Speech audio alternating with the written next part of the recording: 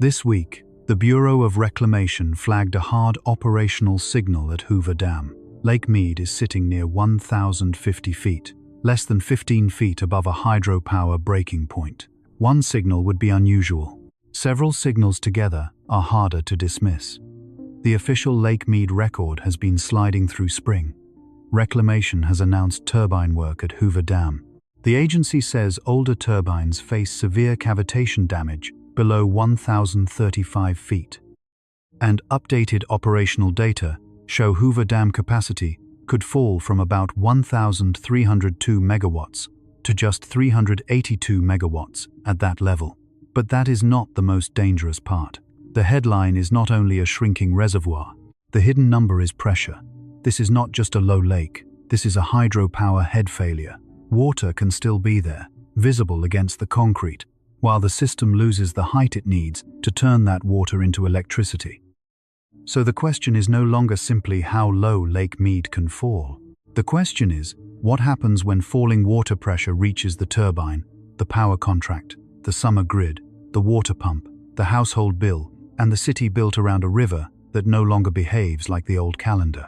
Like, subscribe, and comment where you are watching from, because this gauge is not only showing water, it is showing where system risk may appear first.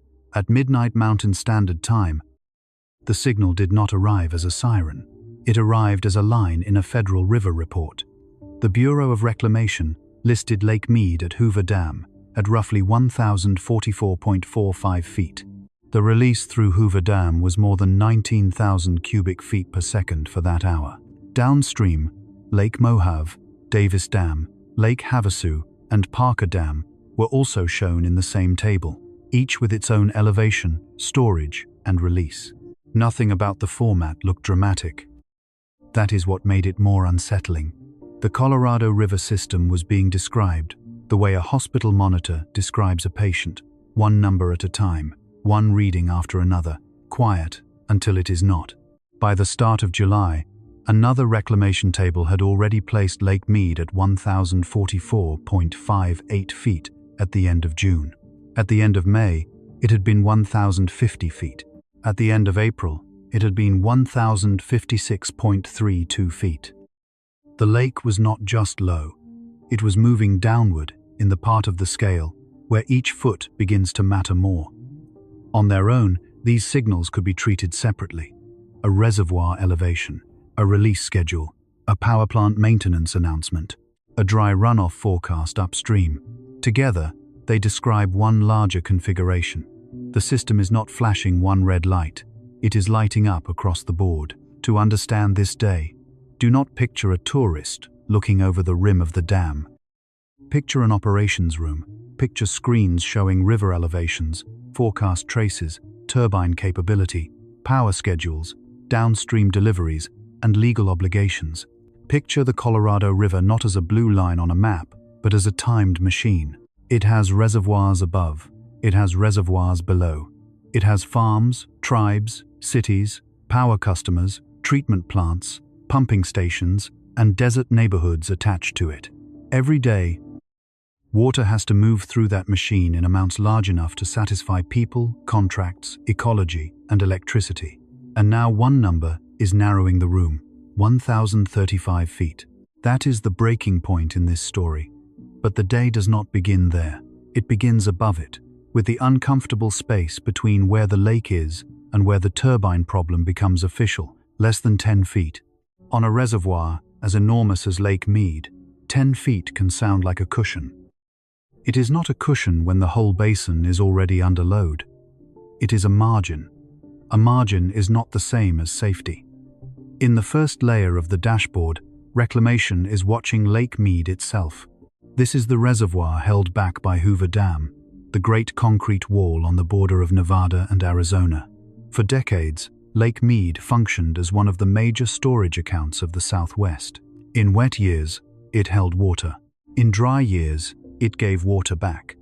But in a long, dry era, a storage account can stop behaving like savings and start behaving like a checking account that never fully refills. The end-of-month numbers show that shape. They do not scream. They step downward. January, 1065.37. February, 1066.14. March, 1062.05. April, 1056.32. May, 1050. June, 1044.58.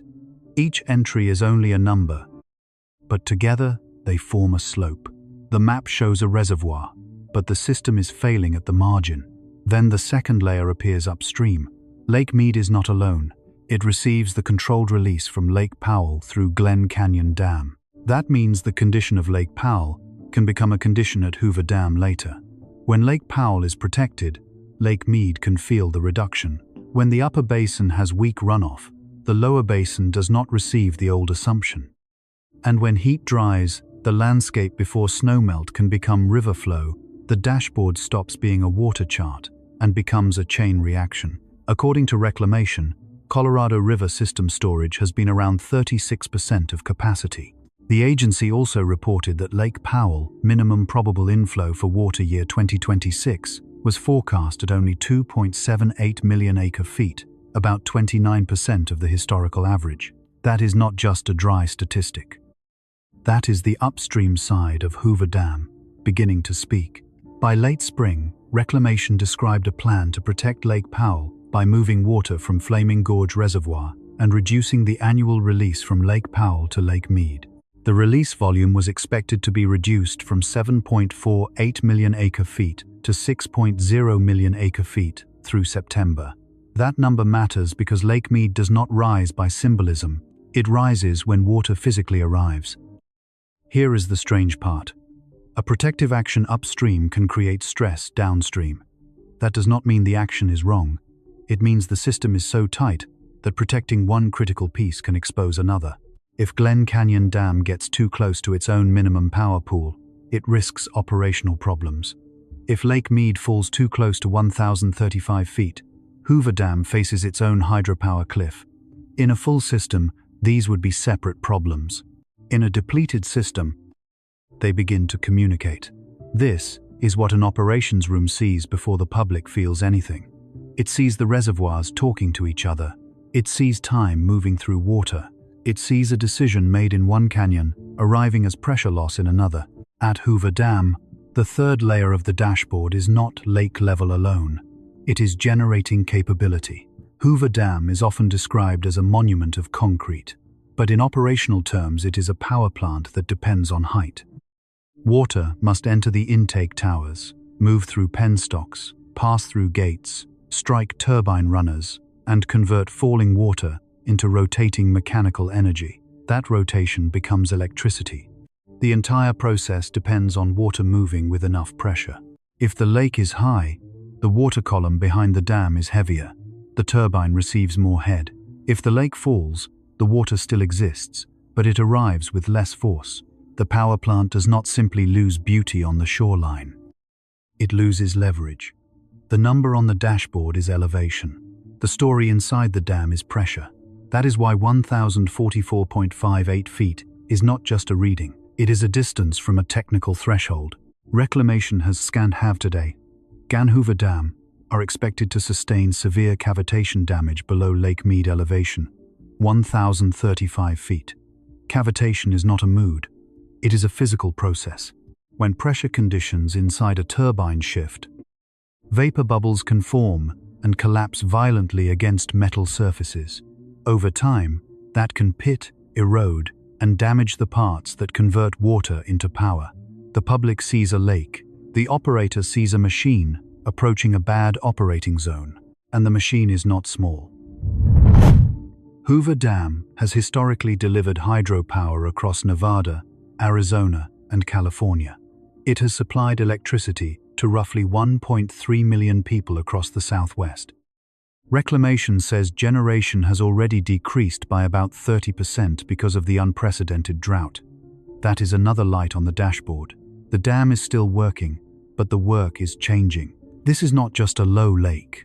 This is a hydropower head failure. The fourth layer is money, and money often arrives before crisis does.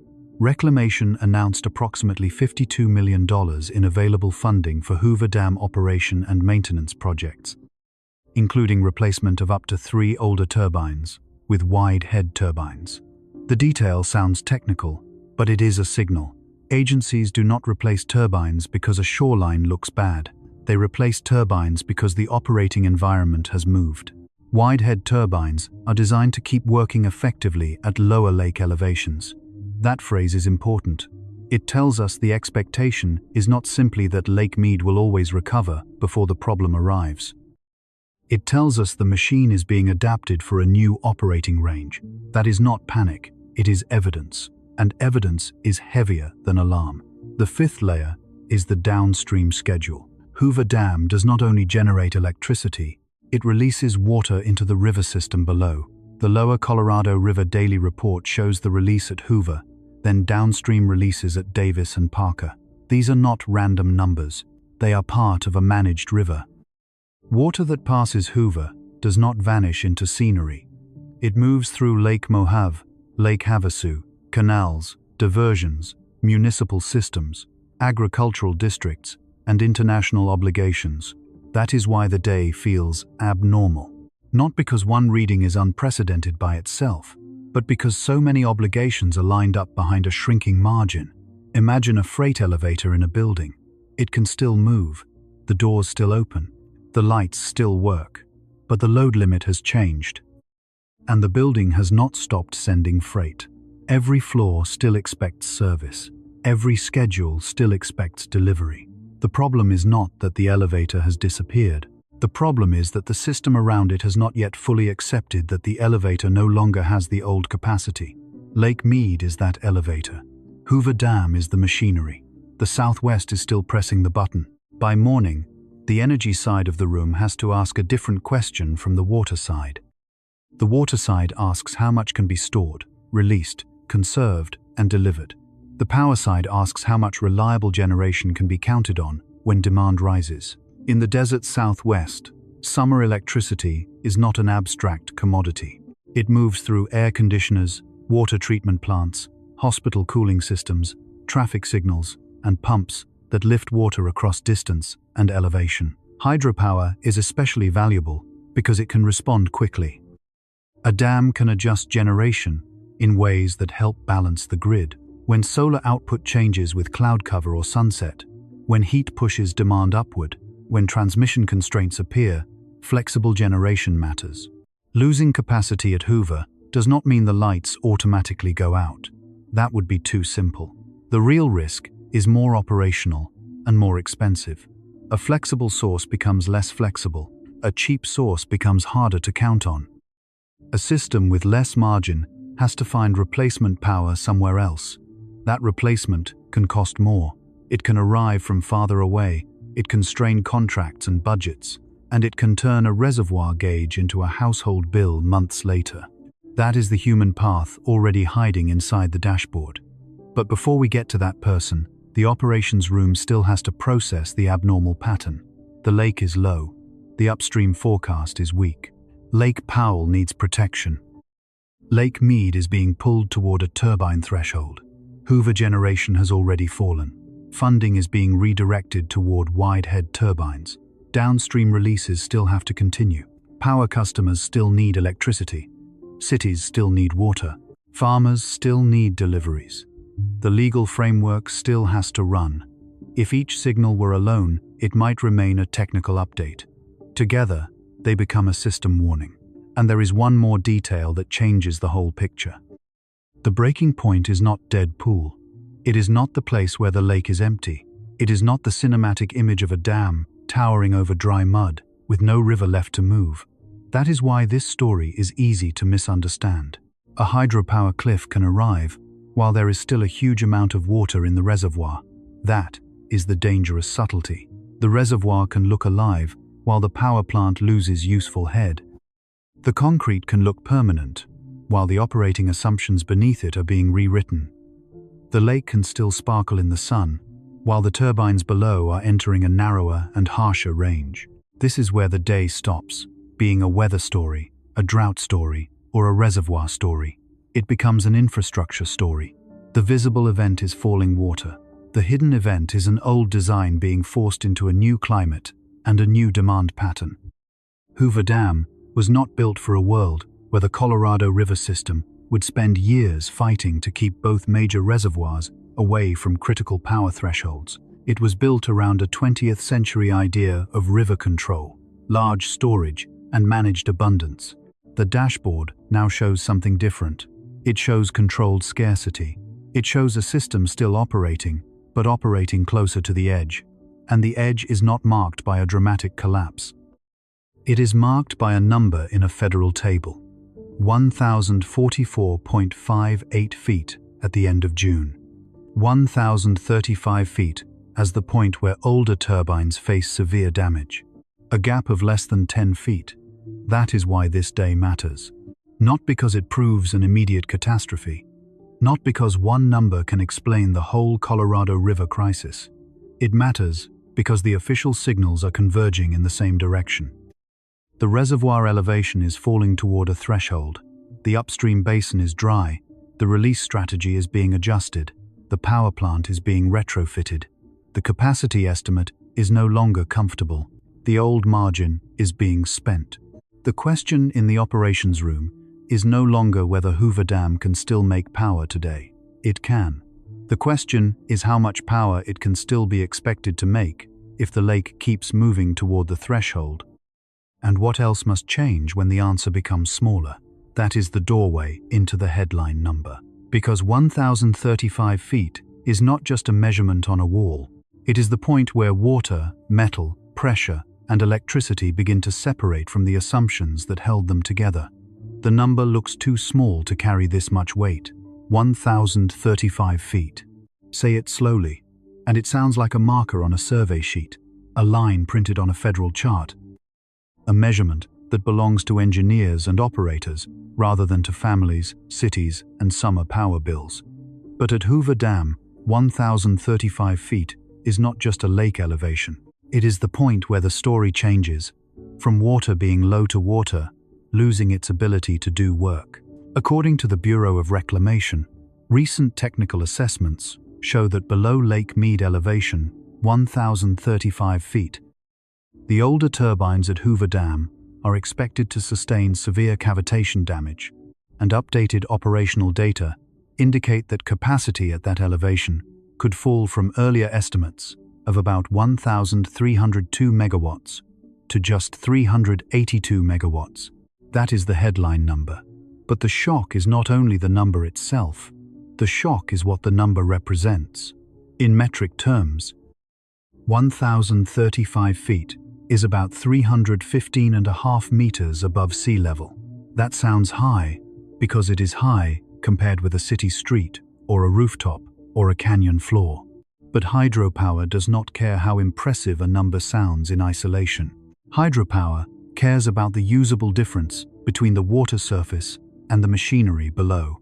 It cares about head, pressure, flow, friction, vibration, and the metal limits of a turbine runner spinning inside a plant that was designed around a different operating world. The number is not just lake level. It is a machine being pulled out of position. Think of a heavy water tank on the roof of a building. When the tank is full and high, water comes down with force. A shower runs with pressure.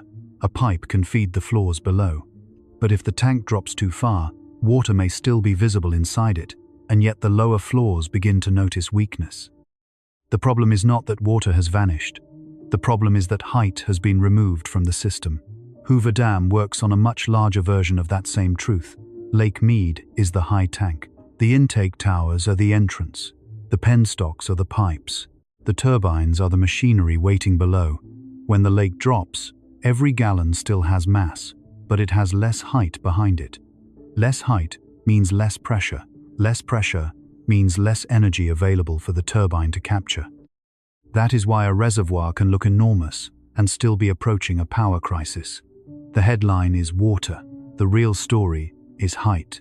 At full strength, Hoover Dam has historically been one of the great hydropower machines in North America. Reclamation describes it as having 17 commercial generators and a maximum combined capacity of more than 2,000 megawatts. The dam has supplied power customers in Nevada, Arizona, and California, and its electricity has helped support roughly 1.3 million people across the Southwest. But nameplate capacity is not the same as usable capacity under low water. A power plant can have 17 generators on paper and still be forced to ask which ones can operate safely when the reservoir falls into a narrower range. That is where 1,035 feet becomes more than a line. It becomes a filter. Above it, the older equipment still has a wider operating window. At it, the plant approaches a zone where only the turbines adapted for lower head become the safer machines. Below it, according to Reclamation's technical analysis, 12 older turbines are expected to face excessive cavitation damage and would not be used. That sentence should not be rushed past. 12 older turbines would not be used. The dam would still stand, the river would still pass, some power would still be generated, but the available machinery would be sharply reduced. This is how a cliff can appear inside an operating system without looking like a cliff from the outside. The surface of the lake does not drop vertically all at once. There is no sudden cinematic edge in the water.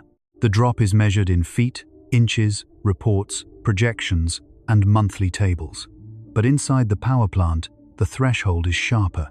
The old turbines either remain within a safer operating range, or they move into a range where running them risks damage that could cost more than the power is worth. The visible decline is gradual. The operational consequence can be abrupt.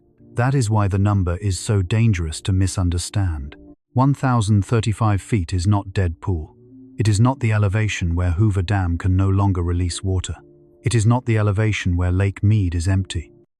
Reclamation's post-2026 analysis says, effective power generation requires a minimum Lake Mead elevation of 950 feet and water levels between 950 and 895 feet are in active pool, where releases can occur, but hydropower is not generated. Dead pool is lower still, so 1,035 feet is not the end of water. It is the beginning of a much more specific problem. It is the point where electricity becomes less efficient, more costly, and more dependent on the small group of turbines designed for low head conditions. The lake can still hold a vast amount of water, while the power plant loses the old relationship between water and electricity. That is the hidden drama of hydropower. The danger does not wait until the reservoir is dry. It arrives when the reservoir is low enough that the machine can no longer use the water the way it used to. The number is also abnormal because of the season and the role Hoover plays in summer. In the Southwest, summer is not simply a hotter season. It is the season when electricity becomes a health system, a water system, and a survival system at the same time. Air conditioners run longer, pumps move water harder, treatment plants, hospitals, cooling centers, grocery stores, and apartments all lean on the grid. Hydropower is valuable in that setting because it can respond quickly. It can help meet peaks, it can fill gaps, it can provide flexibility when demand changes through the day. So when Hoover's capacity narrows near the beginning of the hottest part of the year, the number does not stay inside the dam, it moves outward. It becomes a planning problem for utilities. It becomes a rate problem for power customers. It becomes a reliability problem for grid operators trying to balance heat, demand, solar output, transmission limits, and replacement power. 1,035 feet is not just a water line on concrete. It is a question being asked of the summer grid. The ordinary way to describe a falling reservoir is to say it is below normal, or lower than last year, or far beneath its historical high. Those descriptions matter, but they are not enough here. A lake can be low for recreation before it is low for intake. It can be low for boat ramps before it is low for power. It can be low for shoreline communities before it is low enough to threaten turbines. Each threshold belongs to a different part of the system. A marina feels one number, a water intake feels another, a hydropower turbine feels another, a legal shortage tier feels another, a downstream irrigation district feels another. That is why the same lake can hold several crises at once, each arriving at a different elevation. The surface falls as one body of water, but the consequences arrive in layers. At Hoover Dam, 1,035 feet, is the layer where hydropower capacity begins to show a hard mechanical limit. The number also breaks the comforting idea that engineering monuments are immune to slow change. Hoover Dam looks immovable because concrete teaches the eye to trust permanence. The dam is more than 700 feet high. Its power plant wings are massive. Its intake towers rise from the water like stone sentinels. Its architecture tells a story of confidence. But hydropower is not only concrete. It is a relationship between concrete, water height, metal equipment, electrical demand, and river operations. Change one part long enough, and the monument remains while the relationship weakens. That is what the 1,035-foot number exposes. The dam does not have to fail for the operating model to be stressed. The concrete can be structurally sound, while the economics and mechanics of generation become strained.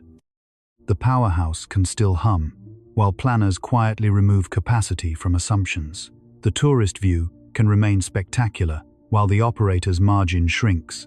And that contrast is the reason this story feels so uneasy. Outside, Hoover Dam still looks like Hoover Dam. Inside the numbers, it is becoming a different machine. To feel the scale of the capacity drop, compare the two numbers as a room losing lights. 1,302 megawatts is not the dam's original maximum, but it is still a large block of generation. 382 megawatts is not zero, but it is a very different room. It is less than a third of that earlier estimate. It is the difference between a system expecting a broad shoulder and discovering it may have only a narrow beam. The grid can find replacement power, but replacement is not the same as unchanged. Replacement power can cost more. It can come with different timing. It can depend on market conditions. It can require transmission capacity at the same moment other systems are stressed. A lost megawatt at Hoover is not just a missing number on a plant chart. It is a megawatt that has to be made up somewhere else, usually at the exact time when the region is already asking for more. That is how the headline number becomes a lived number. You may not see 1,035 feet on your street. You may never stand on the dam or read a reclamation table.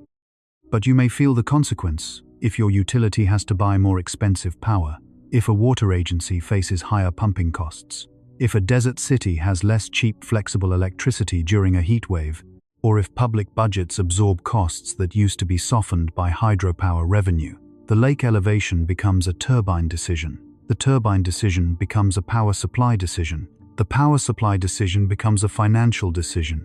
The financial decision moves into a bill, a budget, a farm, a school district, or a cooling center.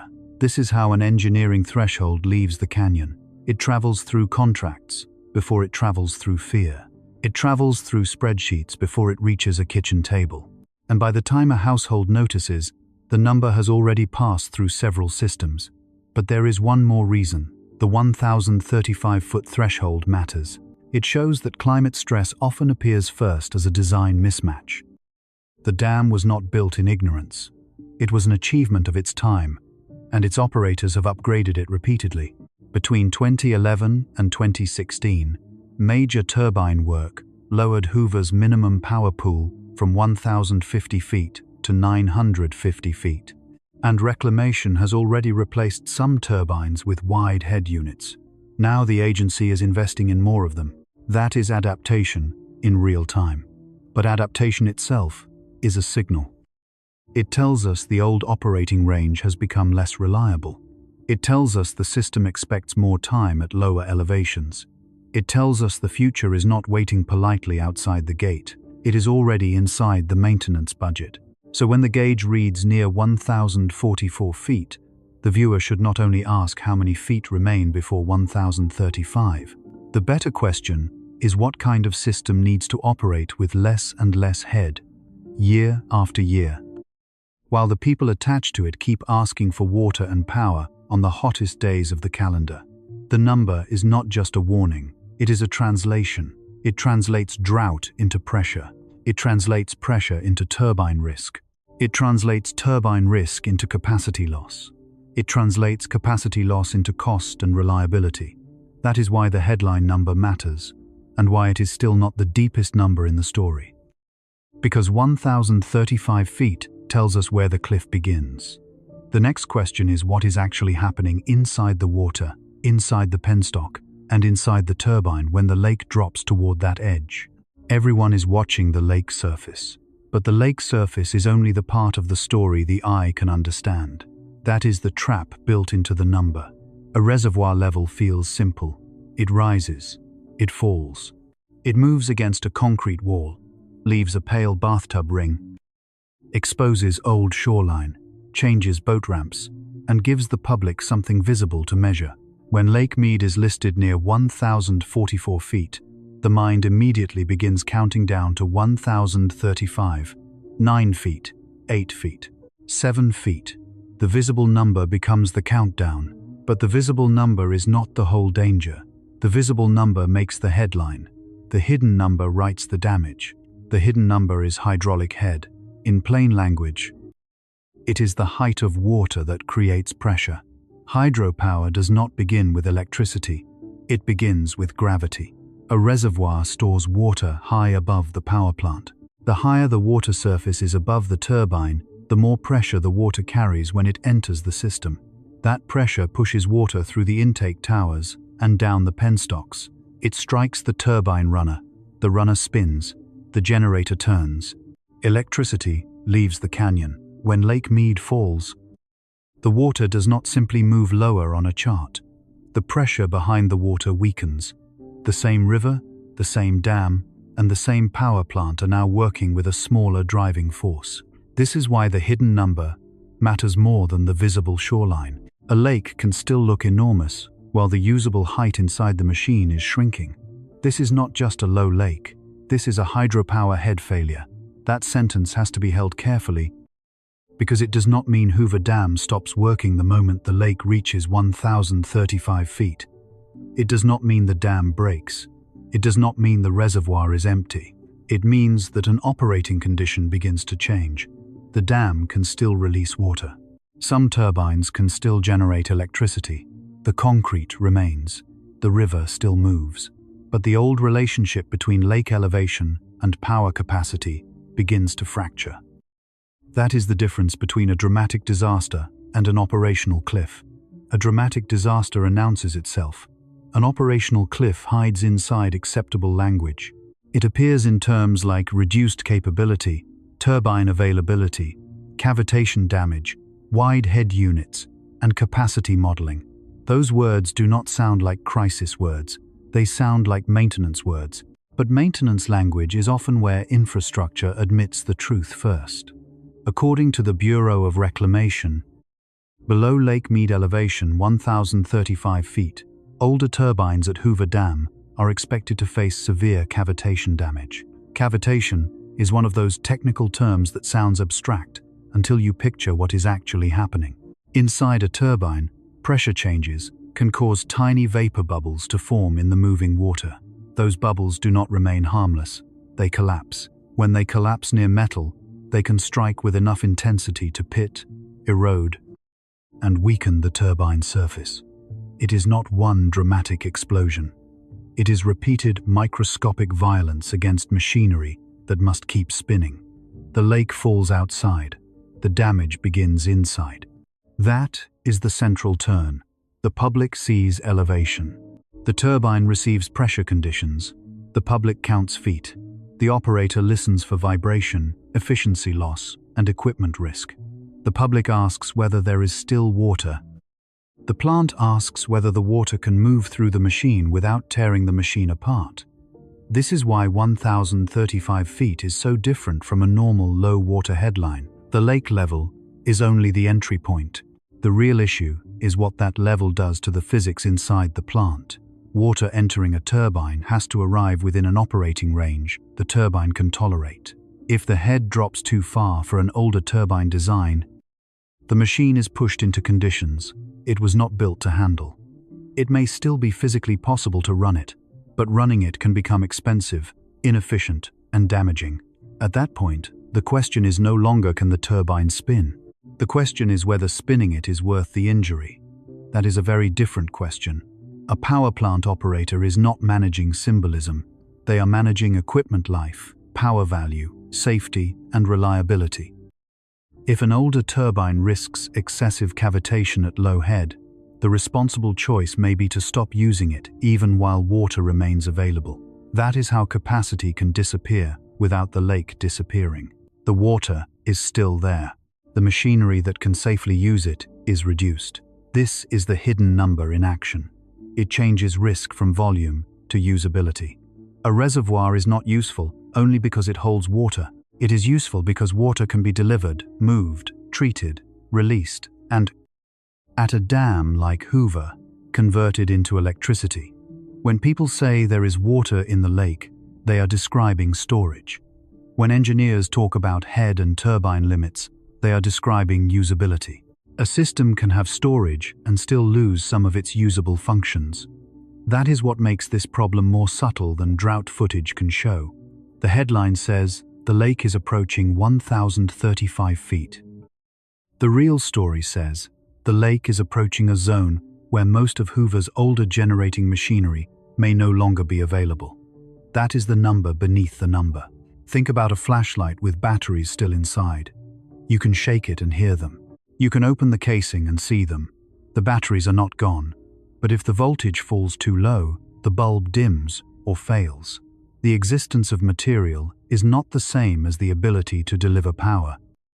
Lake Mead, near 1,035 feet, is not an empty battery. It is a battery whose voltage is slipping below what older components need. That comparison is imperfect, but it points in the right direction. The problem is not only how much water remains. The problem is what energy that water can still deliver through this particular machine, and the machine matters. Hoover Dam was not built as a decorative wall, it was built as a system of control. The dam stores water, regulates flood risk, supplies downstream users, and generates electricity. Its power plant is a heavy industrial space where water becomes torque, torque becomes electrical output, and electrical output becomes contracts, revenue, and grid support. Inside that system, each turbine has a role. When 12 older turbines become unavailable at a low elevation, the plant is not merely producing less, it is losing options. Options are the currency of operations. A grid operator wants options when demand rises. A water manager wants options when forecasts fail. A power customer wants options when market prices spike. A dam operator wants options when equipment ages and water levels fall. Lose options, and every remaining choice becomes heavier. At 1,035 feet, the hidden number changes the option set. The wide-head turbines become more important because they are designed to keep operating effectively at lower elevations. They are not magic, they do not create water, they do not restore the reservoir, they do not erase drought, but they extend the range in which water can still be converted into useful power without excessive damage. That is why Reclamation's turbine replacement plan matters. It is not just an upgrade, it is an admission that the operating world has shifted downward. The old turbine asked for one kind of lake, the future is offering another. And this is where the risk moves from engineering to people. The first people affected are not tourists at the overlook. They are the operators, planners, schedulers, and power customers who have to treat the dam as a real asset rather than a monument. A scheduler has to know how much generation can be counted on during peak hours. A utility buyer has to know how much replacement power might be needed. A water agency has to understand how higher electricity costs can change the cost of pumping and treatment. A city budget has to absorb costs that may not arrive with the drama of an outage, but with the quiet force of a bill. The hidden number does not knock on the door as a disaster. It arrives as a revision. A capacity estimate changes. A contract becomes tighter. A maintenance schedule becomes more urgent. A market purchase becomes more likely. A summer planning reserve becomes less comfortable. The household may not know why the bill feels different. The school district may not know why the utility budget is harder. The small town may not connect a federal lake gauge to the price of keeping a cooling center open. But the chain is there. Reservoir elevation becomes hydraulic head. Hydraulic head becomes turbine availability. Turbine availability becomes generation capacity. Generation capacity becomes power cost and grid margin. Grid margin becomes human risk during heat. That is the pathway the hidden number travels. And it travels fastest when several stresses arrive together. Low reservoir levels are one stress. High summer demand is another. Aging equipment is another. Replacement power cost is another. Transmission congestion can be another. The problem is not always one failure. The problem is the loss of slack between stresses. A system with plenty of margin can absorb one bad number. A system with little margin begins to turn every bad number into a decision. That is why the hidden number changes the meaning of the visible countdown. If Lake Mead drops another few feet, the shoreline story is obvious. More rock appears. More old boat ramps sit above water. More photographs compare today to the past. But inside Hoover, the more important change is invisible. Pressure shifts. Turbine operating ranges narrow. The difference between safe use and damaging use becomes more consequential. The dam still looks powerful, but the power plant has to become more selective about which machines it can trust. The map shows water decline, but the system is failing at pressure. This is also why simple optimism and simple panic both miss the truth. Simple optimism says, there is still a lot of water, so the danger is exaggerated. Simple panic says the dam is about to stop completely, so catastrophe is inevitable. The evidence says something more precise. The dam is not vanishing. The reservoir is not empty. But Hoover's hydropower capacity can drop sharply when the lake reaches a threshold that is far above dead pool. That means the risk is neither imaginary nor total. It is specific. Specific risks are the ones systems often ignore until they become expensive. The body does not feel hydraulic head directly. A family does not stand in a kitchen and say the turbine has entered a cavitation zone. A nurse in a hospital does not watch the lake gauge while checking a patient in a heat wave. A farm manager does not see vapor bubbles collapsing against turbine metal.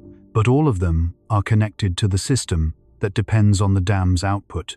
That is how infrastructure works. The physical process remains hidden until it changes a service people assumed would be there. Electricity is one of the easiest services to take for granted because it disappears into the wall. Hydropower is even easier to misunderstand because it appears renewable, old, clean, and steady. Water falls, turbines spin, power flows. That picture is comforting, but incomplete. Hydropower is renewable only when the hydrology, storage, equipment, and operating head still align. Break the alignment, and the system still exists, but it performs differently. That is the deeper lesson of 1,035 feet. The visible number tells us where the lake is. The hidden number tells us what the lake can still do. And in this story, what the lake can still do is the question that matters most. Because the Southwest does not depend on Lake Mead as scenery. It depends on Lake Mead as a working reservoir. It depends on Hoover Dam as a working machine. It depends on the Colorado River as a schedule, a contract, a pump, a crop, a cooling system, and a power source. When the hidden pressure behind that system weakens, the consequences do not stay behind the dam. They move outward. They move into the machinery first, then into the grid, then into the bill, then into the room where someone is trying to stay cool. And that is why the next part cannot stay inside the numbers. To understand the danger, the mechanism has to be followed all the way from the falling lake, through the dam, into the turbine, and out into the human systems waiting downstream. The mechanism does not begin at the dam. It begins far upstream, before the water ever touches concrete. It begins as snow, rain, soil, moisture, heat, and time. It begins in the mountains of the Colorado River Basin, where winter snowpack has to survive long enough to become runoff, where spring warmth decides how fast the snow melts, where dry soil can take water before rivers receive it, and where each acre-foot that does not arrive downstream becomes an absence hidden inside a future reservoir reading. By the time the public sees Lake Mead falling, the mechanism has already been moving for months. The name of the mechanism is hydraulic head collapse, and turbine cavitation risk. That sounds technical, but the basic idea is simple. Hoover Dam does not make electricity because water exists. It makes electricity because water is stored high enough above the power plant to fall with force. That height creates pressure. That pressure sends water through the dam. That moving water turns turbines. Those turbines spin generators. The generators send electricity into the grid, take away too much height, and the same dam becomes a different machine. This is the part most people miss. A reservoir is not just a bowl of water, it is a height battery. The higher the water sits, the more stored gravitational energy it carries. When water drops through a dam, the system is releasing that stored height. Hydropower is gravity being converted into motion, then into electricity. So when Lake Mead falls, the dam is not only losing volume, it is losing the physical advantage that lets water push hard through the turbines. The lake surface falls quietly. The force inside the machine falls with it. According to the Bureau of Reclamation, Hoover Power Plant has 17 main Francis turbine generators. Water for generation is carried through 4 penstocks from 4 intake structures upstream of the dam. Those words sound like engineering inventory, but they describe the path of the mechanism. First, the water enters the intake towers. Then it moves through huge pipes called penstocks. Then it is guided into turbine runners, where the force of moving water becomes rotation. Then the generator converts that rotation into electricity. At high lake levels, this system has room to breathe. The water presses down with greater head. The turbine receives water in conditions closer to its preferred design. The plant can draw on more of its equipment, and the grid receives a large block of flexible power. But at lower lake levels, the head shrinks. The pressure conditions change. The turbine does not receive the same force. Output drops, efficiency changes, and older machinery can enter a more dangerous operating range. That is where cavitation enters the story. Cavitation is not just wear and tear. It is the sound of water physics turning against metal. When pressure drops in certain parts of a turbine, small vapor bubbles can form in the water. These bubbles are not the soft bubbles of a glass of soda. They form under pressure conditions created by high-speed flow. Then, as they move into a higher pressure zone, they collapse suddenly. The collapse can strike the turbine surface again and again, leaving pits and rough scars. Over time, that repeated impact can damage the runner, reduce performance, and force repairs. The strange thing is that the damage begins with empty space. A vapor bubble forms where liquid should be. Then that tiny space collapses, then metal pays the price. This is why the 1,035-foot threshold matters. The Bureau of Reclamation has said that below Lake Mead elevation, 1,035 feet, older turbines at Hoover Dam are expected to sustain severe cavitation damage. That does not mean all water stops moving. It means the low head condition pushes older turbines into a range where running them can hurt the machine. The event is visible outside. The damage begins inside. Now follow the mechanism step by step. First, the upper basin receives less usable runoff than the system needs. That can happen when snowpack is weak, when heat arrives early, when dry soils absorb meltwater, or when precipitation patterns do not refill the system. Water that might have become reservoir storage does not arrive in the same amount. The river still flows, but the old expectation becomes too large for the actual supply. Second, Lake Powell comes under pressure. Glen Canyon Dam sits upstream from Hoover Dam, and Lake Powell is the major reservoir above Lake Mead. If Lake Powell falls too low, it threatens its own power generation and release operations. So managers have to protect Powell as part of the larger Colorado River system. Third, decisions upstream change what Lake Mead receives. If releases from Lake Powell are reduced to protect upstream operations, Lake Mead can decline faster than it otherwise would. That is not a political slogan. It is river arithmetic. Water held upstream is water not arriving downstream at that moment. In a basin with ample storage, that trade-off may be absorbed. In a depleted basin, it becomes sharper. Fourth, Lake Mead falls closer to the hydropower cliff. The shoreline drops. The bathtub ring becomes more visible. Boat ramps and intake elevations become part of public conversation. But inside the dam, the most important change is not visual. The head shrinks. The pressure at the intake and through the penstock changes. The old turbines receive water under conditions that can become less efficient and more damaging. Fifth, the power plant loses options. Wide head turbines are designed to operate across a broader range of head conditions. Older turbines are less forgiving.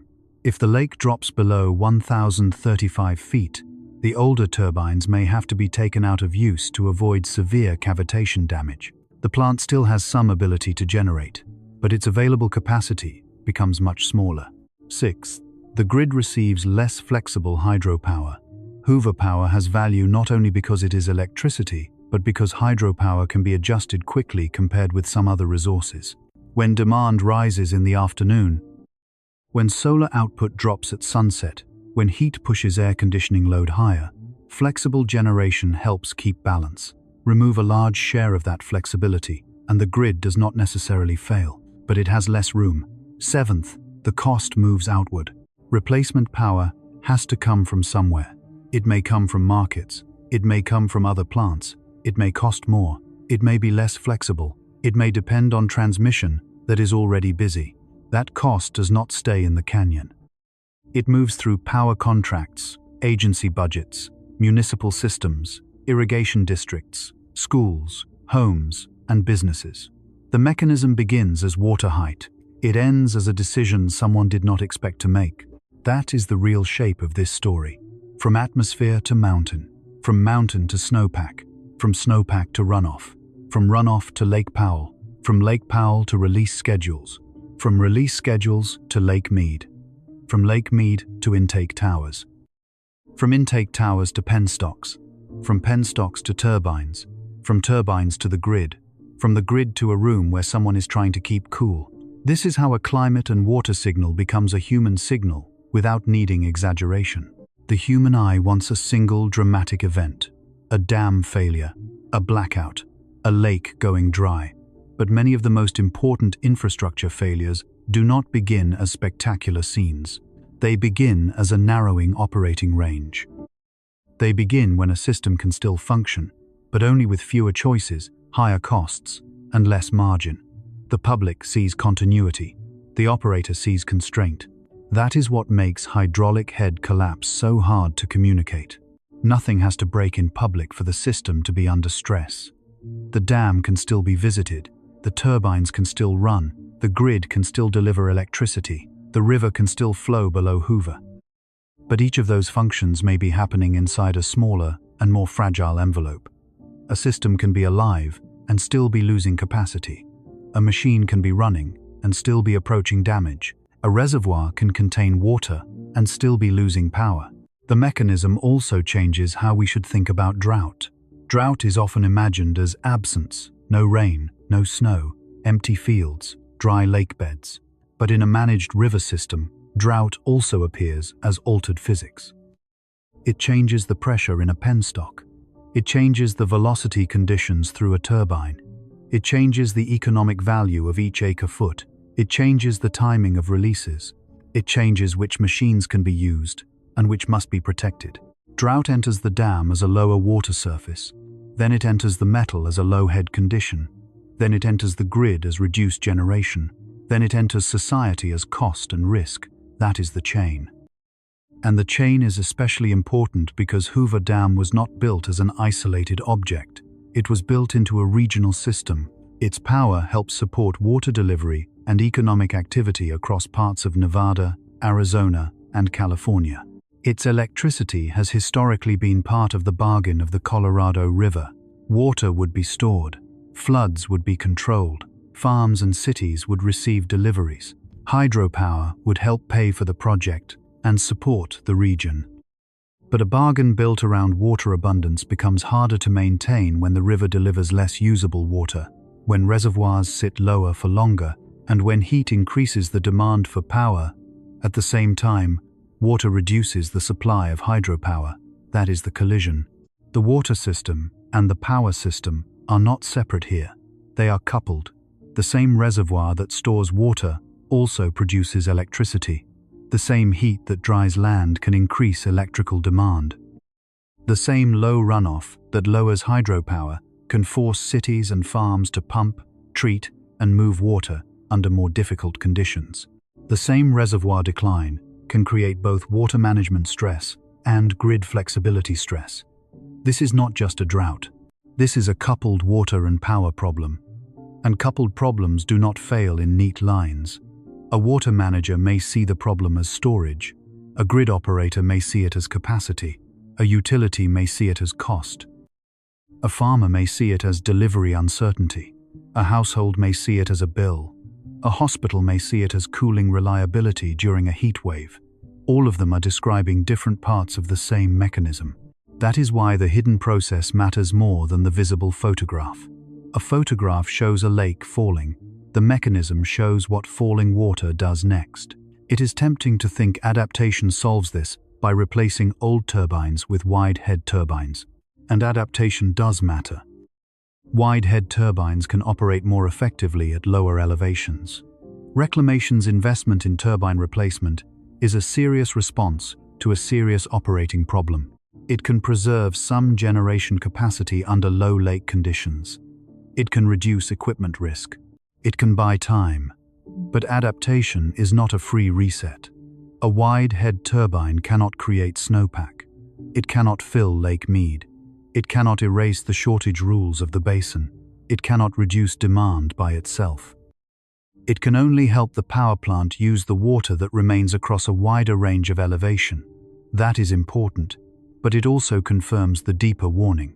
The system is preparing to spend more of its future in a low-head world.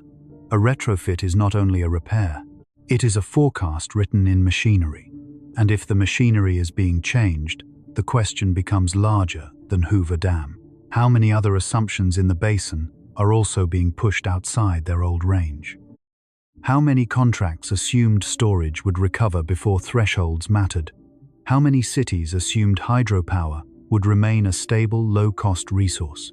How many farms assumed the river's timing would match planting decisions? How many emergency plans assumed the grid would have enough flexibility during heat? The mechanism at Hoover is a case study in how old infrastructure meets a new baseline. It begins slowly. A dry year, a hot spring, a poor runoff forecast, a reservoir decline, a release adjustment, a lower gauge. Then, a technical threshold appears. Then, a turbine replacement becomes urgent. Then, capacity estimates shrink. Then, utilities and water agencies begin planning around a smaller margin. At no point does the story need a single cinematic collapse. The system is being rewritten by accumulation. That is what makes this mechanism so important. It is not only physical, it is temporal. The damage is not only caused by one low day. It is caused by repeated low conditions, repeated difficult choices, repeated years without full recovery, repeated demand arriving before the system has rebuilt its margin. Hydropower depends on height, but systems depend on recovery. If the reservoir falls and recovers, the machine gets relief. If it falls, partially recovers, falls again, and then faces another hot season, the operating range stays compressed. The danger is not only low water. It is low water repeated over time. That is the slow force working on Hoover Dam. Not a single bad number, but a pattern that makes bad numbers more likely to matter. A century-old dam can survive many hard seasons. A managed river can absorb many adjustments. A grid can replace missing power. But each adaptation has a cost. Each workaround uses margin. Each reduced release, each low elevation, each emergency conservation measure, each equipment replacement tells the same story. The system is still functioning, but it is functioning closer to its limits. And now the mechanism has moved far enough that it can no longer remain an engineering diagram. It has a path into daily life. It can enter a household through a bill. It can enter a desert city through a cooling load. It can enter a water agency through pumping costs. It can enter a hospital through backup planning. It can enter a farm through uncertainty. It can enter a power contract through capacity that was expected but no longer safe to assume. The body does not experience hydraulic head as a formula. The body experiences it as whether the room stays cool when heat does not break. The city does not experience cavitation as a lab term. The city experiences it as one more source of flexibility, removed from a grid already under summer pressure. The mechanism begins above the basin. It moves through snow, soil, reservoir, dam, penstock, turbine, generator, transmission line, and budget. By the time it becomes visible to the public, the system is already carrying load. That is why the next part must leave the power plant and follow one person. Because the true test of an infrastructure mechanism is not whether it can be explained on a diagram. The true test is what happens when that mechanism reaches a body, a room, a job, and a decision that cannot be delayed. The first person to feel this mechanism may never see Hoover Dam. They may never stand on the visitor deck, never look down the concrete face, never read a Bureau of Reclamation table, never hear the word cavitation, and never know that a turbine runner deep inside a canyon has entered the story of their life. They may only know that the room is too warm, the bill is higher than expected, and the system that was supposed to be invisible has become impossible to ignore. Picture a small apartment on the edge of the desert heat, not a mansion with backup power and perfect insulation, but an ordinary place where the walls hold yesterday afternoon, longer than they should. The person inside is older, or recovering from illness, or working a night shift, or raising a child. The exact name does not matter, because the pathway is not rare. It is the kind of pathway that appears across the Southwest when heat, power, water, and income begin to touch the same household at the same time. Outside, the mechanism begins far away. Lake Mead is falling toward a number on a federal gauge. The water surface sits near 1,044 feet. The hydropower cliff sits at 1,035 feet. That difference is measured in feet, but inside the apartment, it will never feel like feet. It will feel like minutes. It will feel like whether the air conditioner can run long enough. It will feel like whether a person waits until evening to cool the room because electricity costs too much during the day. It will feel like whether the body gets a chance to recover before the next hot afternoon arrives. The body does not experience climate change as a graph. It experiences it as heat that does not leave. In the room, the air conditioner is the first piece of infrastructure the person can see. It hums in the window or sits as a central unit outside the building. It is small compared with Hoover Dam, but in this story, it is downstream from the dam in a real operational sense. It depends on electricity. That electricity depends on a grid. The grid depends on many sources at once. One of those sources has long been Hoover Hydropower, a flexible block of generation that can help the Southwest during hours when demand rises and the system needs balance. When Lake Mead is high, Hoover has more usable head. Water reaches the turbines with more pressure. More turbines can operate in a safer and more effective range. The power plant has a broader shoulder. But when Lake Mead drops, that shoulder narrows. Below 1,035 feet, the older turbines face the risk of severe cavitation damage. If those turbines cannot be used, Hoover does not disappear from the grid, but its contribution can shrink sharply. Reclamation's updated figures show capacity at that level could fall to about 382 megawatts. That number does not enter the apartment directly. It travels. First, it becomes a planning assumption. A utility or power customer looks at expected Hoover output and asks how much power is still available. Then it becomes a procurement problem. If less hydropower is available, replacement electricity must come from somewhere else. Then it becomes a budget problem. Replacement power may cost more, especially during high demand. Then it becomes a rate pressure. Utilities do not absorb every cost forever. Some of it moves into public budgets, customer rates, water agency costs, or local services. By the time it reaches the person in the apartment, the federal gauge has changed form. It has become a decision about the thermostat. That is, the human pathway, from lake elevation to hydraulic head, from hydraulic head to turbine availability, from turbine availability to power capacity, from power capacity to cost and grid margin, from cost and grid margin to the room where a human body is trying to cool down, and the body has its own operating limits. A person can tolerate heat for a while. The skin sweats, blood vessels widen, the heart works harder to move heat away from the core, breathing changes, sleep becomes lighter, recovery becomes weaker. If the night cools down, the body gets a reset. If the room stays warm through the night, the reset does not arrive. The next day begins with the body already carrying yesterday's load. That is when infrastructure risk becomes medical risk.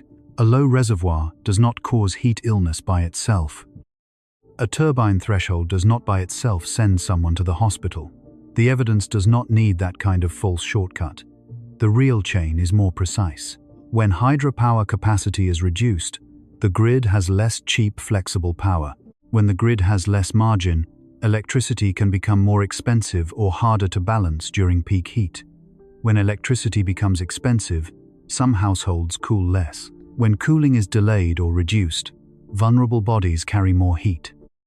When bodies carry more heat, clinics, emergency rooms, and ambulance services can feel the load. The event is visible outside. The damage begins inside. Inside the apartment, the person may not call it a system failure. They may call it trying to make it to payday. They may set the thermostat higher than recommended. They may cool only one room. They may turn off the unit during parts of the afternoon. They may choose between a power bill and medicine, between a fan and groceries, between comfort and debt. None of those choices looks dramatic from the outside, but they are where large systems become intimate. This is not just a low lake.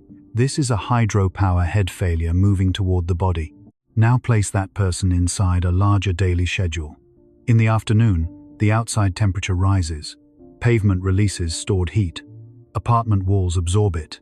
The air conditioner works harder because the temperature difference between inside and outside is larger. Across the city, thousands of similar units start pulling power.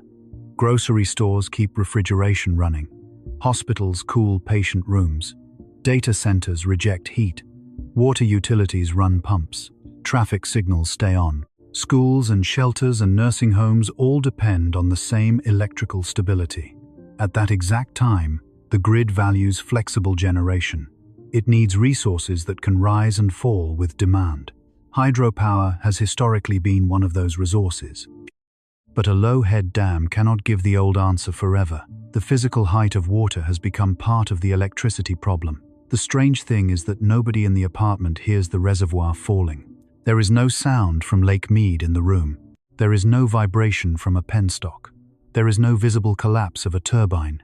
The only sound may be the air conditioner cycling, then struggling, then running longer. The only sign may be the bill. The only warning may be a text from the utility asking customers to conserve power during peak hours.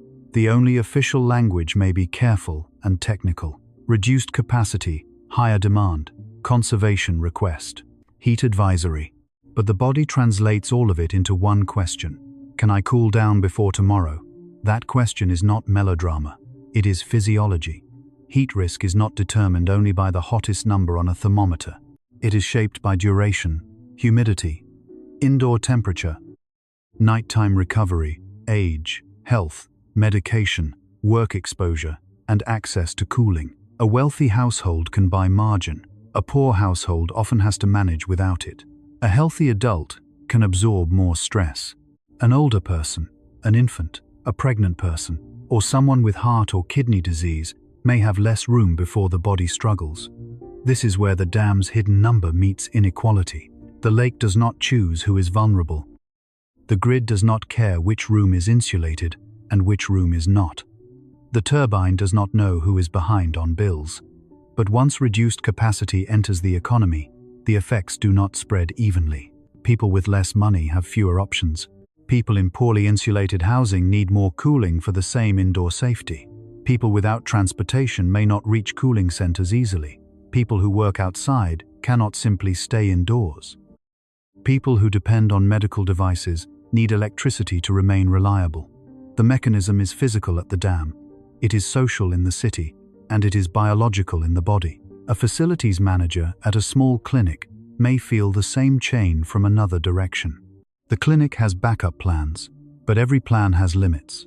Cooling must be maintained. Refrigerated medication must remain within safe temperature ranges. Patients arrive with dehydration, dizziness, heat exhaustion, asthma aggravated by hot stagnant air, or complications from chronic illness. The clinic may not know exactly how much of its electricity price traces back to lost hydropower, market purchases, or regional demand. But it knows the operating environment is less forgiving. A water agency may feel it through pumps.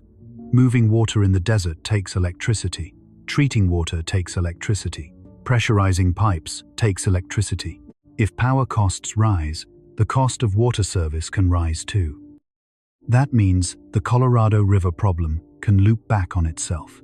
A low reservoir reduces hydropower. Reduced hydropower can make electricity more expensive. More expensive electricity can raise the cost of moving and treating water. A water crisis becomes a power cost. A power cost becomes a water bill. The pathway is not linear, it loops. That is what makes system risk different from a single hazard. A single hazard hits one target. A system risk moves through connections. The falling lake touches the turbine. The turbine touches the grid. The grid touches cooling. Cooling touches health. Health touches hospitals. Hospitals touch power demand. Water delivery touches electricity. Electricity touches water cost. Each piece is still functioning, but each piece is leaning on another piece that has less margin than before. In the apartment, the person may open a window at night, hoping for cooler air. But if the night remains warm, the window does not solve the problem. They may drink water, but if the room is still hot, hydration alone is not enough. They may use a fan, but at very high indoor temperatures, a fan can move hot air without making the body safe. They may sleep poorly, wake tired, and begin the next day with a heart already working harder. This is not the dramatic image of disaster. It is the slow erosion of recovery. And that is the emotional truth of the story. The body is a small reservoir too. It has storage. It has margin. It can absorb stress and recover. But if the load repeats without enough recovery, the margin falls. The body becomes like the power system, still functioning, still moving, still trying to meet demand. But closer to the edge, the same pattern appears at different scales. Lake Mead loses storage. Hoover loses head. The grid loses flexibility. The household loses budget. The body loses recovery. That is why the human pathway matters. Without it, the Hoover story can sound like an engineering update.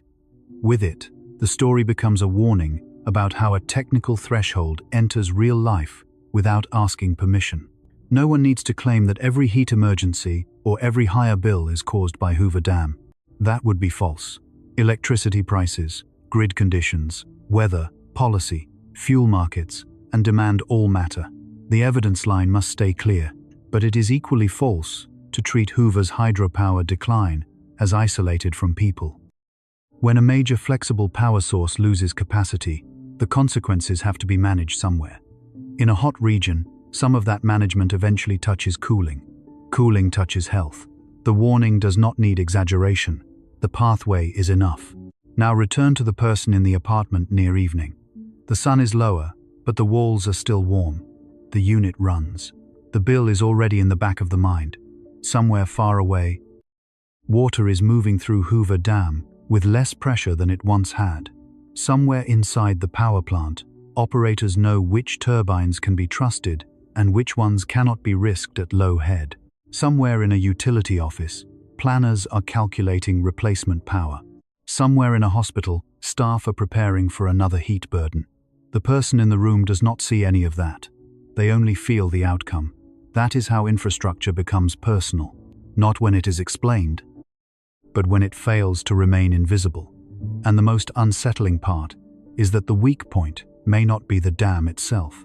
It may not be the concrete, the reservoir, or the river channel. It may be a smaller component hidden inside the power plant, the part that determines whether remaining water can still be used safely and efficiently. Because in a system this large, collapse rarely begins everywhere. It begins at the part that can no longer tolerate the new load. The weak point is not the dam. That is the first thing to understand, because Hoover Dam is almost too large for the human mind to place inside a single failure story. The concrete is massive, the canyon is massive, the reservoir is massive, the history is massive. So when people hear that Lake Mead is nearing a hydropower cliff, they may picture the whole monument in danger, as if the dam itself is about to crack, stop, or collapse. That is not what the evidence says. The weak point is smaller. The weak point is the older turbine runner inside the power plant. That may sound too specific for a story this big, but large systems often reveal themselves through small parts. A city does not always fail at the skyline. It can fail at a pump station. A hospital does not always fail at the building. It can fail at a cooling unit. A highway does not always fail across the whole map. It can fail at one low bridge. A river system does not always fail when the water is gone. It can fail when the remaining water can no longer move through old machinery in the old way. At Hoover Dam, that machinery is hidden below the tourist view. The public sees the lake, the dam face, the intake towers, and the power plant buildings at the base. The public sees scale. Operators see components. They see intake structures, penstocks, wicket gates, turbine runners, shafts, rotors, stators, cooling systems, cranes, maintenance schedules, vibration readings, and generation limits. They see the dam not as a postcard, but as a chain of parts. And in a chain, the question is never only how strong the biggest link looks. The question is, which link is being forced outside its design range? According to the Bureau of Reclamation, Hoover Dam's water reaches the turbines through 4 penstocks, 2 on each side of the river. Wicket gates control the water delivery to the generating units. Inside the power plant, Hoover has 17 main turbines, 9 on the Arizona side and 8 on the Nevada side. These are Francis-type vertical hydraulic turbines, machines built to receive water under pressure and turn that force into rotation. Under normal conditions, the process sounds almost elegant. Water enters from the reservoir. The penstock carries it toward the power plant. The wicket gates regulate the flow. The water strikes the turbine. The turbine turns the shaft. The shaft turns the generator. The generator produces electricity. That electricity moves outward into contracts and grids, serving Nevada, Arizona, and California. But the elegance depends on the water arriving correctly. A turbine is not just a wheel that spins whenever water touches it. It is a shaped machine built around expected head, flow, pressure, and speed. The blades, the runner, the clearances, the forces, and the tolerances all assume a range. If the water is too far outside that range, the turbine can still be present, but no longer safe or efficient to use. That is why the weak point is not the whole system. The weak point is the part that has to accept the altered water. Lake Mead's falling elevation creates low head. Low head means less height between the reservoir surface and the turbine.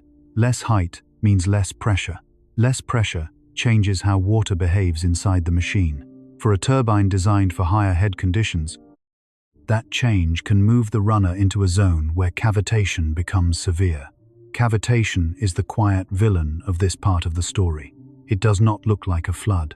It does not make a dramatic image from the canyon rim. It happens inside flowing water, inside metal, inside the moment pressure drops and vapor bubbles form. Then the bubbles collapse. They strike the turbine surface again and again. They can pit the metal. They can roughen the runner. They can reduce efficiency. They can force outages, repairs, and expensive replacement. The damage is not one blow, it is repetition. A turbine runner under cavitation is like a road being hit by invisible hail from underneath. One strike may not end the road. 1,000 strikes begin to change the surface. Millions of strikes become maintenance. Enough damage becomes a decision not to run the machine that way anymore. This is where the 1,035-foot threshold becomes physical. Reclamation has said that below Lake Mead elevation, 1,035 feet, older turbines at Hoover Dam are expected to suffer severe cavitation damage. Updated operational data indicate that if that threshold is reached, 12 older turbines would not be used, and only 5 wide head turbines would remain available. Capacity at that elevation could fall to about 382 megawatts. That is the weak point made visible. Not the concrete, not the entire dam, not the river itself.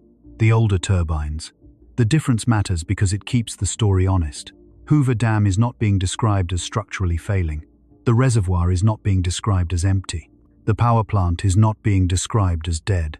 The specific risk is that most of the older generating units may become too vulnerable to operate safely under low head conditions. That means the power plant can still exist, while much of its usable capacity is removed from the operating plan. A system can remain standing and still lose function. That is the phrase that belongs over this part of the story. A system can remain standing and still lose function. The Hoover power plant was built to convert falling water into electricity, but the word falling is doing more work than it seems. Water has to fall through enough vertical distance to produce the force the turbines need. Reclamation's own Hoover information describes turbine head as the vertical distance the water travels, with a maximum head of 590 feet, a minimum of 304 feet, and an average head between 510 and 530 feet. Those numbers tell us that the machine has always operated within a band. It was never independent of lake level. It was always married to height. Now the lake is pulling that marriage downward. When the reservoir is high, more turbines can work with stronger pressure. When the reservoir is low, each machine has to answer a harder question. Can it still produce power efficiently? Can it do so without damaging itself? Can it do so during the hours when power is needed most? Can it be counted on not just for one day, but through a season of heat and a future of uncertain runoff? The weak point is not only metal, it is trust. Can the operator trust the older runner at low head? If the answer becomes no, then the turbine is no longer part of available capacity, even if it is physically sitting inside the power plant.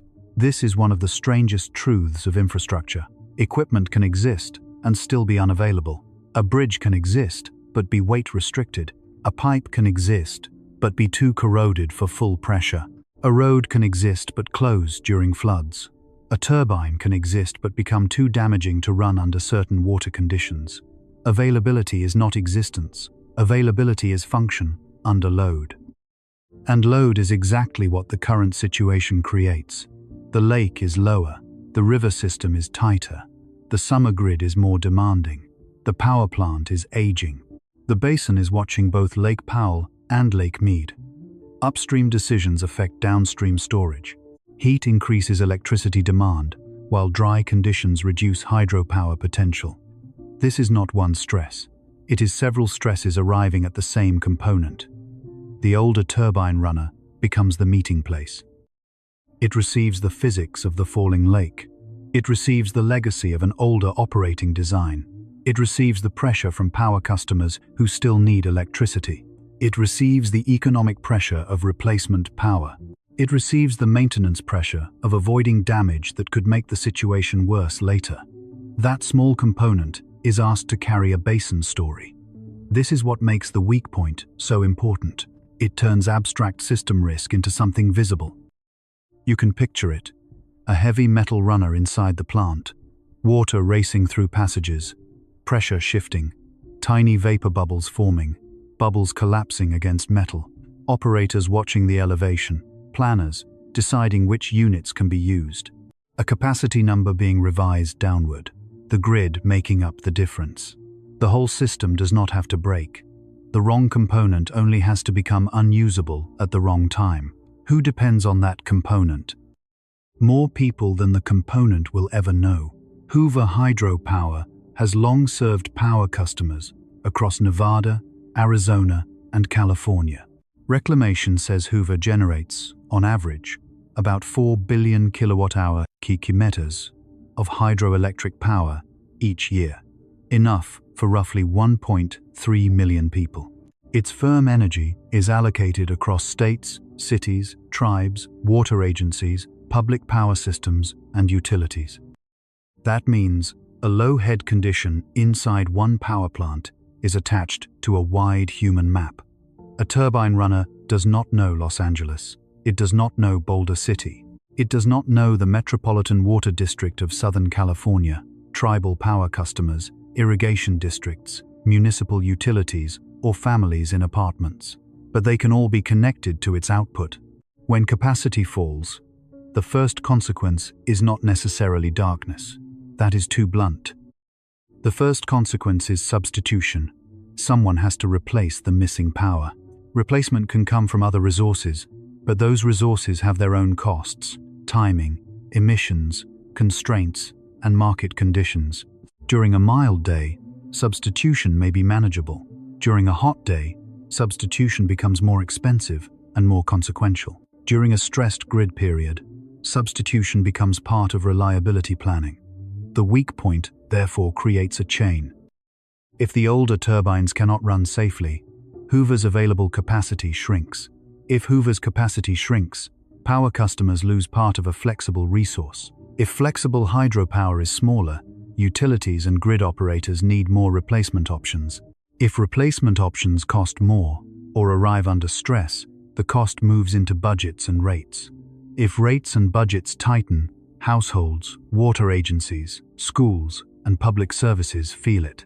And if heat is high at the same time, reduced flexibility becomes a public health concern, not because Hoover alone controls the grid, but because every margin matters when the load is rising. That is the chain from runner to room. The runner is small compared with the dam, but it is not small inside the system. Now look at Reclamation's response. The agency is investing about $52 million in Hoover Dam, infrastructure, operations, and maintenance, including replacement of up to 3 older turbines with wide head turbines designed to operate at lower lake elevations. This detail is not decorative. It shows the weak point clearly. If the problem were only public anxiety about a low lake, the answer would not be a wide head turbine. The answer is a wide head turbine because the operating problem is head. The retrofit is the diagnosis. Wide head turbines are built to tolerate a broader range of lake elevations. They are designed for a world where the reservoir may spend more time lower than old expectations allowed. They help protect generation under low water conditions, but they also mark the limit of adaptation. Replacing turbines can extend the machine's usable range. It cannot refill Lake Mead. It cannot make the Colorado River deliver more runoff. It cannot remove the need for conservation, demand management, and basin-wide decisions. It only gives the power plant a better tool for a harsher range. That is both reassuring and unsettling. Reassuring because the system is not passive.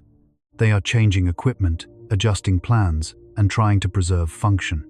Unsettling because the response confirms that the old equipment is meeting conditions it was not meant to face so often. A replacement project is not only maintenance, it is a message from the future. It says the old lake is no longer the operating assumption. There is another hidden weakness here, and it is not in the metal, it is in timing. Infrastructure adaptation takes time. Turbines are not swapped like batteries in a flashlight. Large power plant equipment must be designed, manufactured, transported, installed, tested, and integrated. Outages must be scheduled, contracts must be managed, costs must be paid. The system must continue operating while the fix is underway. But the lake does not wait for procurement. The river does not wait for fabrication. Heat does not wait for commissioning. This is why the weak point is also a race between physical decline and institutional response. If Lake Mead falls slowly enough, replacement turbines and operational adjustments can preserve more capacity. If the lake falls faster than adaptation can keep up, the system enters the low head zone, with too many older units still vulnerable. That race does not look dramatic on television, but it is exactly how modern infrastructure stress works. It is not only whether we know what to do, it is whether we can do it before the next load arrives. The weak point is the older turbine runner. The wider weak point is the time required to replace it. And behind both is the question of how much margin the Colorado River system still has. This is where the story begins to widen again. Hoover Dam is not unique because turbines can suffer cavitation. Many hydropower systems face equipment limits. Hoover is unique in the public imagination because it symbolizes control over a river that once seemed controllable at continental scale. If even this machine now has to be rethought around low lake elevations, then the problem is not simply one power plant.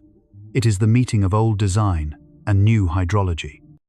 The dam was built for a river regime that 20th century planners believed they could store, schedule, and monetize. The power plant was upgraded over time, but the deeper assumption remained that reservoir height would generally support the functions attached to it.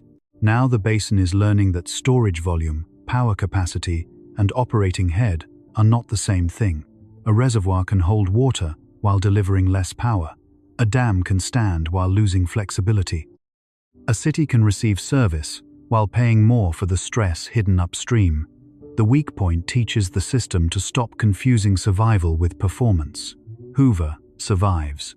But how does it perform at lower elevations? The river flows, but how much energy can be extracted safely? The power plant exists, but how many units are available? The grid operates, but how much margin remains during heat? Those are the questions that matter now. And the answer cannot be found only by looking at the dam from outside. The answer is inside the runner, inside the pressure conditions, inside the maintenance plan, inside the capacity model, and inside the uncomfortable realization that a threshold far above dead pool can still change the economy of electricity. That is why 1,035 feet is not a symbolic line. It is a mechanical boundary. It is the point where older equipment begins to lose its place in the operating plan. It is the point where 5 wide-head turbines become far more important than the public ever imagined. It is the point where the Southwest may learn that the weak point in a giant dam can be a spinning piece of metal hidden from view. And this has happened before in another form.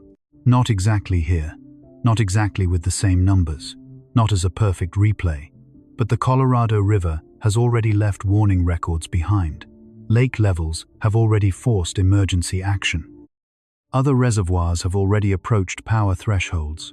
Past dry years have already shown how a slow hydrologic decline can become an operational crisis. The weak point is visible now. The precedent is next. This is not speculation. A version of this mechanism has already left evidence behind. It did not arrive as one clean disaster. It arrived as a sequence of warnings that seemed separate until the basin forced them into the same frame. A falling reservoir, a power threshold, emergency releases from upstream storage, reduced deliveries downstream, a federal shortage declaration, cities and farms adjusting to cuts, power agencies watching hydropower margins shrink. The Colorado River has already shown what happens when water supply, power generation, and operating rules are pulled toward the same edge. The precedent begins with Lake Mead, but it does not end there. In 2022, Lake Mead fell to around 1,040 feet, one of the lowest levels recorded since the reservoir was filled. That number matters because it placed the lake in the same neighborhood as today's Hoover Dam hydropower cliff. Not at 1,035 feet exactly, but close enough to prove that the threshold is not a distant theoretical line. The system has already moved near it. The concrete wall has already looked out at water low enough to make the old comfort feel unreliable. The bathtub ring became a public image. But the image was not the lesson. The lesson was that a huge reservoir can lose its old function before it loses its water. At Lake Mead, the public saw exposed shoreline, closed ramps, stranded infrastructure, and the visual memory of a wetter past written into pale rock. But behind the photographs, the operators saw something else. They saw storage falling into shortage tiers. They saw downstream obligations becoming harder to satisfy. They saw hydropower production reduced by the loss of head. They saw the river system becoming less forgiving. That is the first precedent. A low lake is not only a low lake, it is a signal that every system attached to the lake has less room to maneuver. The second precedent sits upstream at Lake Powell and Glen Canyon Dam. This one is even more direct, because it shows what happens when a reservoir approaches a minimum power pool. Lake Powell has its own critical elevation, 3,490 feet. Below that level, Glen Canyon Dam can no longer produce hydropower in the normal way, and its ability to release water can become constrained. That number is different from Hoover's 1,035 feet, and the machinery is different, but the mechanism is familiar. Hydropower depends on elevation. Elevation creates head. Head allows turbines to generate power. Lose the head, and the system changes. This is not a metaphor. It is the operating law of the machine. In recent years, federal managers have had to take extraordinary actions to protect Lake Powell from falling toward critical levels. Water has been released from upstream reservoirs such as Flaming Gorge to support Lake Powell. Releases from Lake Powell have been adjusted to manage risk. The official language has been careful, but the message is unmistakable. The Colorado River system has already reached a point where one reservoir may be used to protect another reservoir, and one decision can shift stress from one part of the basin to another. That is how the precedent connects to Hoover. When Lake Powell needs protection, Lake Mead may receive less water than expected. When Lake Mead receives less, Hoover Dam moves closer to its own hydropower threshold. The basin becomes a set of linked operating rooms. A problem in one canyon becomes a pressure change in another. A release decision upstream becomes a power capacity question downstream. The same mechanism has already been tested at Glen Canyon. Now Hoover is showing its own version. The similarity is not that both dams will fail in the same way. They will not. The elevations are different. The turbines are different. The reservoirs have different shapes, rules, and operating histories. The risk at Hoover's 1,035 feet is not the same as Lake Powell's minimum power pool at 3,490 feet. Hoover can still generate below 1,035 feet with wide head turbines, and its effective power generation can continue to lower elevations. But the similarity is still important. In both cases, the public headline is reservoir level, while the real operational issue is usable head. The visible number is elevation. The hidden number is function, and function is what failed to remain abstract. In 2021 and 2022, drought response operations were no longer something that lived only in planning documents. They became actions. Upstream storage was tapped. Releases were modified. Water managers coordinated under drought response agreements. The reason was not one dramatic day of weather. It was accumulated shortage. The basin had spent too much of its cushion. The reservoirs were too low. The forecasts were too uncertain. The system had to intervene to avoid losing critical functions. That is the precedent worth remembering. Not catastrophe, intervention. Intervention is what happens when the system admits the old path is no longer safe enough. And the Colorado River has now required repeated intervention. A wet year can hide that truth for a while. A good snow season can lift reservoir levels. A strong runoff can make the charts look less severe. But a rebound is not the same as recovery if the system returns to the edge after the next dry sequence. That is what the Colorado River has shown repeatedly since the early 2000s. The basin can receive relief, but relief does not always rebuild the old buffer. A reservoir can rise for a season, then begin falling again before the system has regained full confidence. The danger is not only low water, it is low water repeated over time. The historical record also shows that the river's problem is not only natural drought, it is the collision between hydrology and demand. The Colorado River is used by tens of millions of people and supports major agricultural regions, tribes, cities, energy systems, ecosystems, and economies across 7 U.S. states and Mexico. The river was divided, stored, and promised under assumptions that now face a hotter and less forgiving environment. When flows are reduced and demands remain large, reservoirs become the place where the imbalance appears. Lake Mead and Lake Powell are not just lakes, they are the shock absorbers of the basin, and in the precedent years, those shock absorbers were visibly compressed. When the reservoirs dropped, the public often focused on dramatic images. Old boats exposed in mud, former shorelines turned to rock shelves, marina infrastructure moved downhill. But those images, however powerful, were still only the surface story. The deeper story was the loss of operating flexibility. A reservoir near full pool allows managers to handle uncertainty. A reservoir near critical levels forces choices. Every forecast matters more. Every release matters more. Every acre-foot has more political and mechanical weight. Every foot of elevation is no longer just a foot. It is a decision. That is exactly the lesson Hoover is now forcing back into view. 1,035 feet is a decision line. If Lake Mead stays above it, the older turbines remain in a less dangerous operating range. If Lake Mead falls below it, Reclamation's own analysis says those older turbines face severe cavitation risk and may not be used. The dam may still generate, but with far fewer units available. That is not the end of the dam. It is the loss of a large share of power plant flexibility. History has already shown what that kind of threshold does to planning. At Lake Powell, the fear of losing hydropower at Glen Canyon Dam was enough to trigger emergency management decisions. It changed how upstream reservoirs were discussed. It changed how releases were planned. It changed how water managers communicated risk. It forced the basin to confront a blunt fact. A reservoir can remain a reservoir while no longer supporting all the services built around it. That same fact now hangs over Hoover. The difference is that Hoover is attached to an especially iconic idea of control. For nearly a century, Hoover Dam has symbolized mastery over the Colorado River. It turned floods into storage, water into electricity, and desert expansion into a managed project.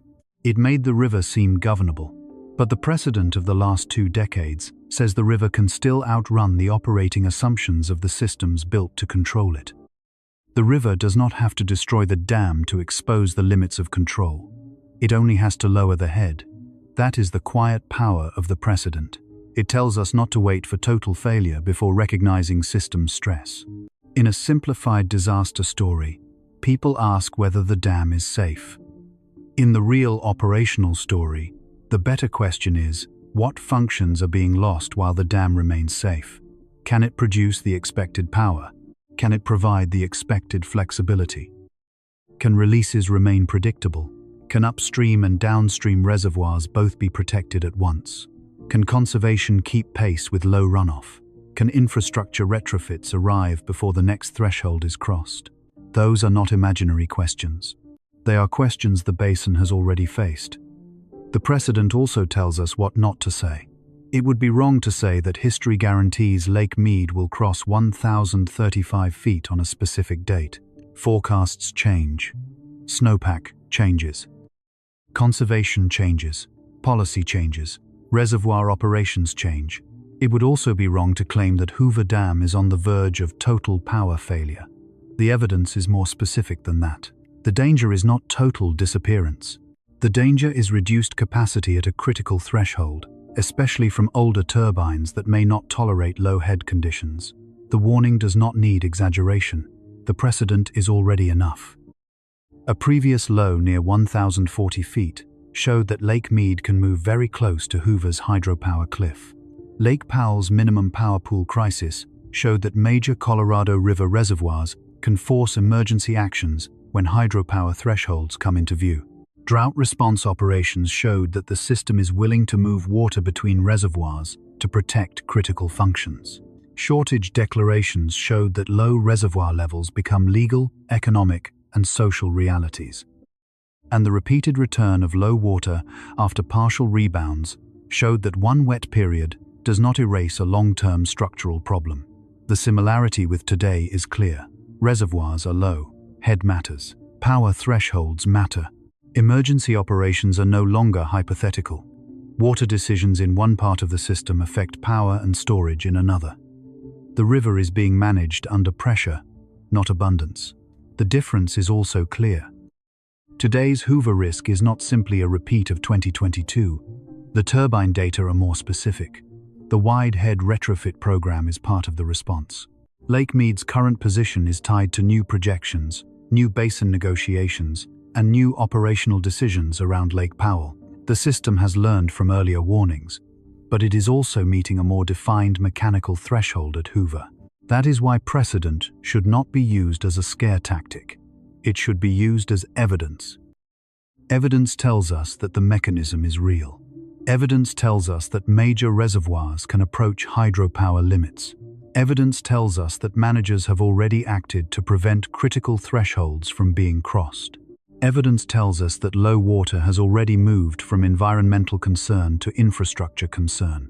Evidence tells us that the Colorado River crisis is not one event, but a sequence of linked operating failures that appear whenever the basin loses too much margin. And margin is the word that keeps returning. Lake Mead lost margin. Lake Powell lost margin. Glen Canyon Dam approached its own power threshold. Hoover Dam now approaches a lower head threshold for older turbines. Cities, farms, utilities, and water agencies now operate in a basin where the margin is no longer assumed. It has to be defended, negotiated, purchased, conserved, and sometimes physically engineered back into the system. That is what history has already taught. But it has not yet taught the lesson fully enough, because the old public imagination still waits for a single breaking moment. It waits for a dam to fail, a lake to go dry, or a city to run out of water. The precedent says the real danger can be quieter. It can arrive as a power capacity revision. It can arrive as a shortage tier. It can arrive as an emergency release from an upstream reservoir. It can arrive as a turbine replacement project. It can arrive as a federal report that sounds calm, but describes a system with less room than before. The Colorado River has already left the warning record. The question is whether the system will treat that record as a memory or as a map, because Hoover Dam is not facing an isolated moment. It is facing the next expression of a larger pattern, one that links climate, hydrology, law, engineering, electricity, and human demand into a basin-wide test. And to understand that test, the story has to widen beyond Hoover, beyond Lake Mead, and beyond the power plant floor. The pattern is larger than Hoover Dam. That is the uncomfortable turn. A single dam gives the story a place to stand, a number to watch, and a machine to understand. But Hoover is not the whole story. It is the visible instrument panel on a much larger machine. When Lake Mead approaches 1,035 feet, the warning is not only about one reservoir and one power plant. It is about what happens when a 20th century water system meets a 21st century load. This is not only a low reservoir, it is a calendar failure, a reservoir margin failure, and a grid flexibility warning. The calendar failure begins with the old rhythm of the Colorado River. For generations, the operating imagination of the basin depended on a sequence that seemed reliable enough to build around. Snow would accumulate in the mountains. Spring and early summer would send meltwater into rivers. Reservoirs would store the excess. Releases would be scheduled. Farms would plant. Cities would grow. Hydropower would help pay for the system and support the grid. Dry years would hurt, but wet years would restore some of the cushion. That was the old calendar. The new calendar is less obedient.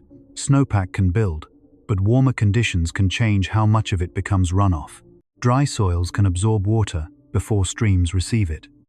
Heat can lengthen the season when water is demanded. Evaporation can take a larger bite from storage. A wet winter can help, but if the reservoirs begin from a deeper deficit, one good season may not rebuild the old margin. The river still has wet years and dry years. The problem is that the system around the river was built as if recovery could be trusted. Now recovery has to be proven. That is the system pattern behind the Hoover threshold. The Colorado River is not failing in one dramatic motion. It is being compressed. Storage is lower. Demands remain large. The legal system is complicated. Infrastructure is aging. Energy demand is changing. Heat increases the need for electricity. At the same time, low water can reduce hydropower. Cities still need water. Farms still need water. Tribes still need water. Ecosystems still need water. Mexico still receives deliveries under international agreements. Every part of the system is still real, still legitimate, and still attached to the river. But the buffer between them is smaller.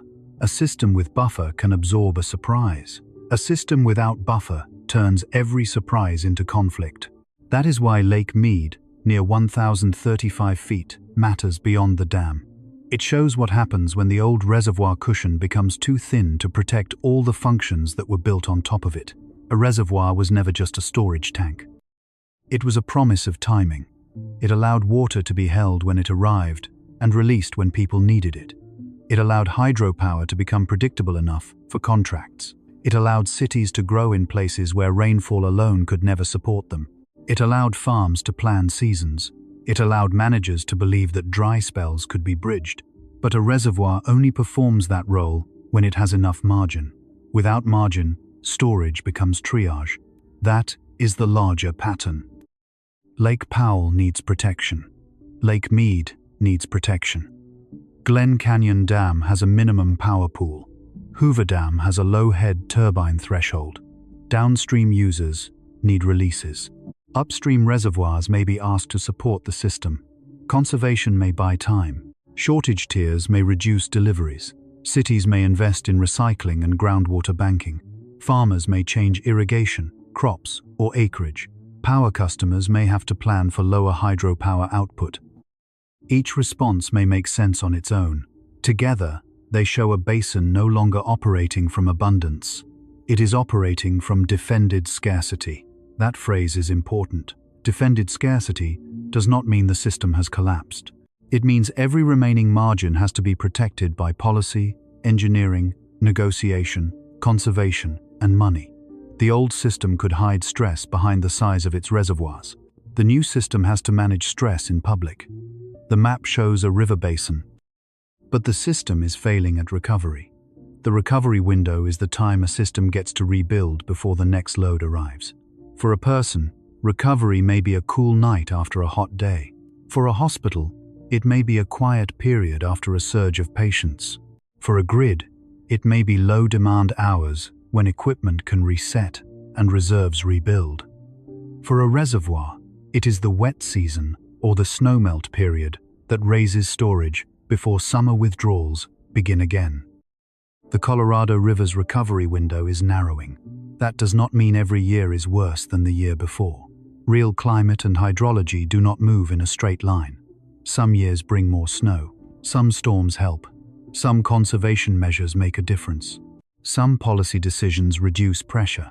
But the system is no longer able to assume that the old kind of recovery will arrive often enough, strong enough, and early enough to restore the old operating baseline. This is what a new baseline looks like. Not permanent catastrophe, permanent uncertainty. The old baseline asked managers to prepare for drought as an interruption. The new baseline asks them to manage drought, heat, demand, and infrastructure limits as recurring operating conditions. The old baseline treated low reservoir levels as exceptional. The new baseline forces low reservoir operations into maintenance plans and turbine design. The old baseline saw hydropower as a stable benefit of river control. The new baseline asks how much power a dam can produce when the reservoir spends more time in lower ranges. That is why wide-head turbines matter so much in this story. They are not just equipment. They are infrastructure, adapting to a lower expectation. When reclamation invests in turbines that can operate at lower Lake Mead elevations, the system is admitting that old head conditions may not be available often enough. The machine is being prepared for a future that was once treated as unlikely. A retrofit is a forecast written in steel, and Hoover is not the only place where the forecast is changing. Across the West, water and power systems are learning that the past is no longer a complete guide. Hydropower plants depend on reservoir elevation and river flow. Thermal power plants can depend on water for cooling. Solar power can help during sunny hours. But the grid still needs resources that can meet demand when the sun goes down. Transmission lines have to carry power across long distances. Pumps must move water across mountains and deserts. Air conditioning demand rises when heat becomes more intense and longer lasting. Wildfire risk can threaten transmission. Extreme heat can reduce the efficiency of power equipment. Drought can reduce hydropower. At the same time, people need more electricity to survive heat. The risks do not stay in their lanes. Water becomes electricity. Electricity becomes cooling. Cooling becomes public health. Public health becomes emergency planning. Emergency planning becomes budget. Budget becomes politics. Politics becomes delay. Delay becomes the next weak point. This is what system expansion means. The Hoover threshold is not just a dam story, because the dam is connected to everything around it. A low-head turbine problem can move into power procurement. Power procurement can move into rates. Rates can move into household decisions. Household decisions can move into health outcomes. Reduced hydropower revenue can affect project finances. Lower reservoir levels can affect recreation economies. Shortage rules can affect farms. Farm decisions can affect food supply, local employment, and rural tax bases.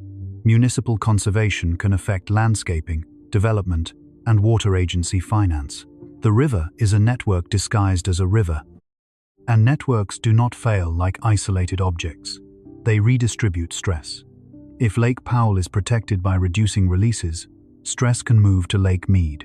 If Lake Mead is protected by reducing downstream use, stress can move to farms, cities, or ecosystems. If Hoover hydropower declines, stress can move to the grid. If replacement power costs more, stress can move to customers.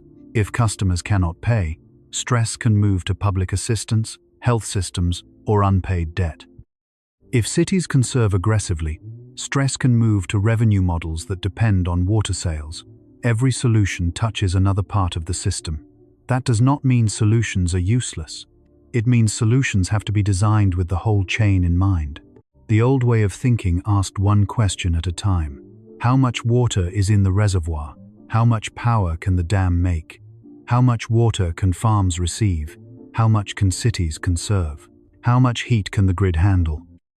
But the new pattern requires a harder question. What happens when all of those questions arrive in the same season? That is the compound risk signal. One dry basin year is hard. One hot summer is hard.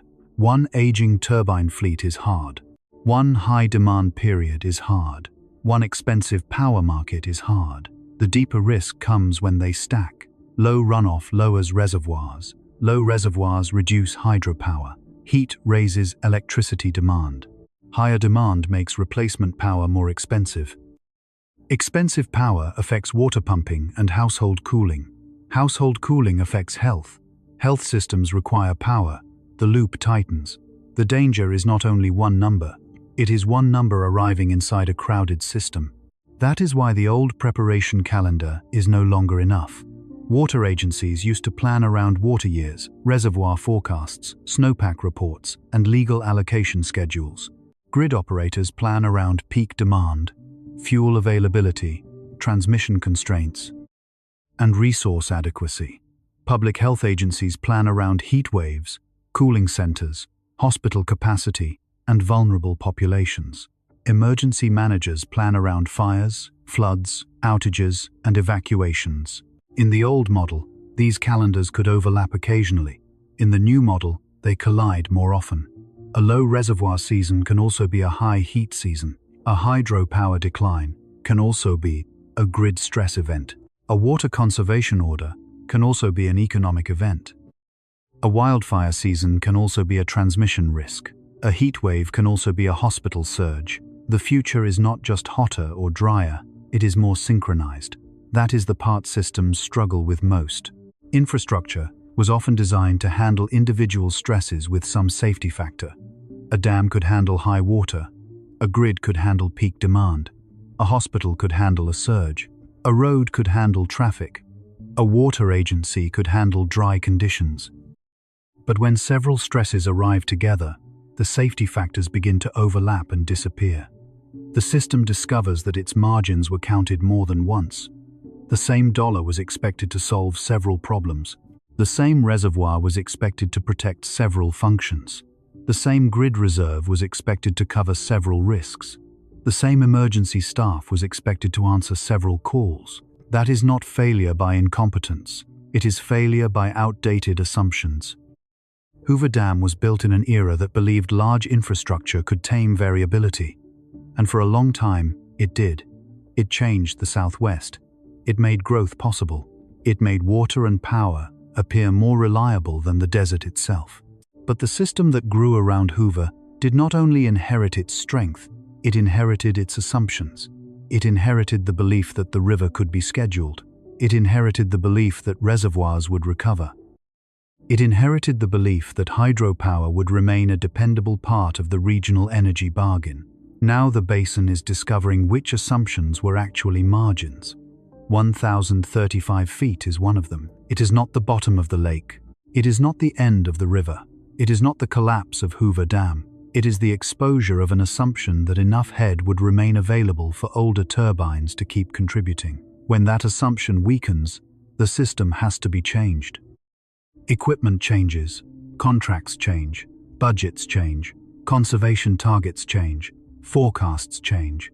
The number becomes a policy problem, an engineering problem, and a human problem at the same time.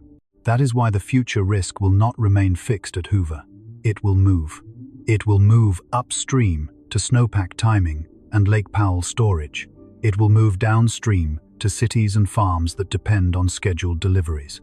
It will move sideways into power markets that must replace missing hydropower. It will move into summer evenings when solar output falls and air conditioning demand remains high.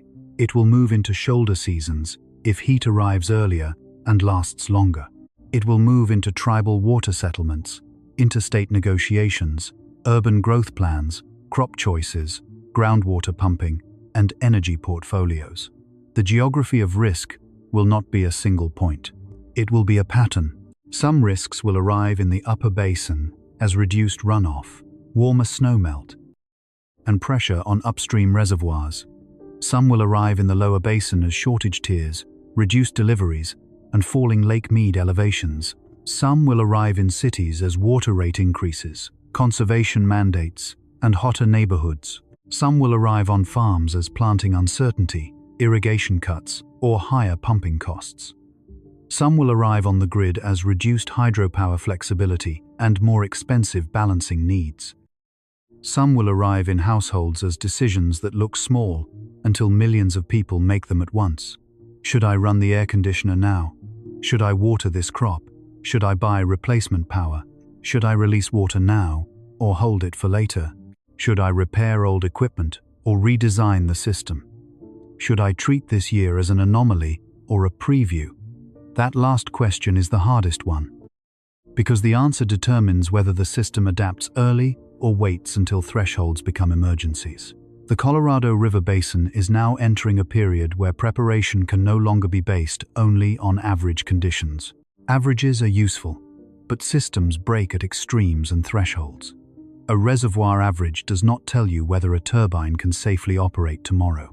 A long-term hydrology chart does not tell you whether a low head threshold will coincide with peak heat. A century of past flow does not automatically describe a warmer future. Planning has to move from average thinking to margin thinking. How much margin remains? Where is it located? Who controls it? Who pays to protect it? Who loses it first? Those questions are political, but they are also physical. You cannot negotiate with hydraulic head. You cannot vote cavitation away. You cannot ask a turbine to ignore pressure. You can change demand. You can change releases. You can replace equipment. You can conserve water. You can diversify energy resources. You can change pricing. You can build redundancy. You can protect vulnerable households. But the physics sets the boundary. The evidence is pointing to that boundary now. The 1,035-foot line at Lake Mead is not the whole future. It is one visible edge of a larger shift. The shift is from managing abundance to managing scarcity, from assuming recovery to designing for incomplete recovery, from treating hydropower as guaranteed to treating it as conditional, from seeing infrastructure as permanent to seeing it as a set of components that must operate under changing load. The event will pass in some form. The lake may fall further, stabilize, or rise after a better runoff year. The turbine replacements may buy time. Conservation may reduce pressure. Policy may improve the operating plan. None of those possibilities should be dismissed. But the system pattern revealed by the threshold will remain. A basin built for yesterday is meeting tomorrow's load, and tomorrow's load is not only more demand. It is less predictable timing, lower recovery, hotter peaks, older infrastructure, tighter budgets, and more systems needing help at once. This is why the final part has to draw the evidence line carefully. The story is serious enough without exaggeration. Hoover Dam is not about to vanish. Lake Mead is not empty. The Southwest is not one number away from total darkness. But the risk is real, measurable, and operational. A major dam is nearing a threshold where much of its older generating equipment may no longer be safe to use. A river system is being forced to protect multiple reservoirs at once. A grid built around flexible resources is facing a future where one of those resources may be smaller at the wrong time. The future will not be decided only by the peak number. It will be decided by whether the system still has time to recover before the next load arrives. The warning does not need exaggeration. That is where the evidence line has to begin, because a story this serious can be damaged by making it louder than the facts. Hoover Dam is not about to collapse. Lake Mead is not empty. The Southwest is not one lake reading away from total darkness. The Bureau of Reclamation is not saying the Colorado River has stopped moving. And the hydropower cliff at 1,035 feet is not the same thing as dead pool. Those things matter. They keep the story honest. But honesty does not make the warning smaller. It makes the warning sharper. What the evidence does show is precise enough. Lake Mead has been sitting close to 1,044 feet, less than 10 feet above the threshold that Reclamation has identified as dangerous for Hoover Dam's older turbines. The agency has said that below 1,035 feet, those older turbines are expected to face severe cavitation damage. It has also described a much lower power capacity at that elevation, with only the wide head turbines available for safer, low-head operation. And it has committed money to turbine replacement because the old equipment is being pushed toward a lower water future. That is not rumor. That is not theater. That is an operational signal. The line between evidence and speculation is important here. It would be speculation to say exactly which month Lake Mead must cross 1,035 feet. Forecasts can change. Snowpack can improve. Conservation can reduce demand. River operations can shift. Policy can alter releases. A wet sequence can buy time. A dry sequence can take time away. The future of a reservoir is not a straight line drawn from one day of data, but it is not speculation to say that the margin is narrow. It is not speculation to say that hydropower depends on reservoir elevation. It is not speculation to say that low head changes turbine performance. It is not speculation to say that cavitation can damage machinery. It is not speculation to say that Hoover's older turbines are the weak point Reclamation has identified. And it is not speculation to say that a major hydropower facility losing capacity would push consequences outward into power planning, costs, grid flexibility, water agencies, and households. That is the evidence boundary.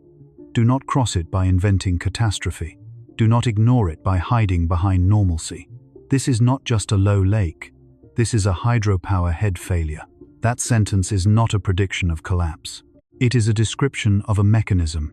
The lake level is the visible number. The head is the hidden number. The turbine runner is the weak point. The power capacity is the system consequence. The household bill, the cooling decision, the water pump, and the summer grid are the human pathway. The story began with a federal gauge because that is how this kind of risk often appears first.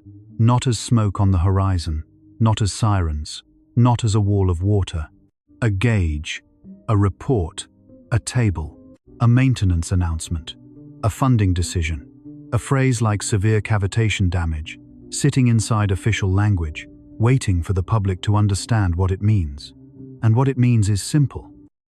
Water can still be present, while power becomes harder to produce. That is the heart of the warning. For generations, Hoover Dam has taught the eye to believe in permanence. Its concrete face is so large that it feels outside ordinary time. Its intake towers look like they belong to a civilization that knew exactly what it was doing. Its power plant looks heavy enough to outlast uncertainty. But hydropower has never been made by concrete alone. It is made by the relationship between water height, machinery, demand, and time. The concrete can remain strong while the relationship weakens. The dam can stand while its assumptions are tested. The reservoir can hold water while its ability to turn that water into electricity declines. That is why the 1035-foot number is so unsettling. It does not mark the end of the world.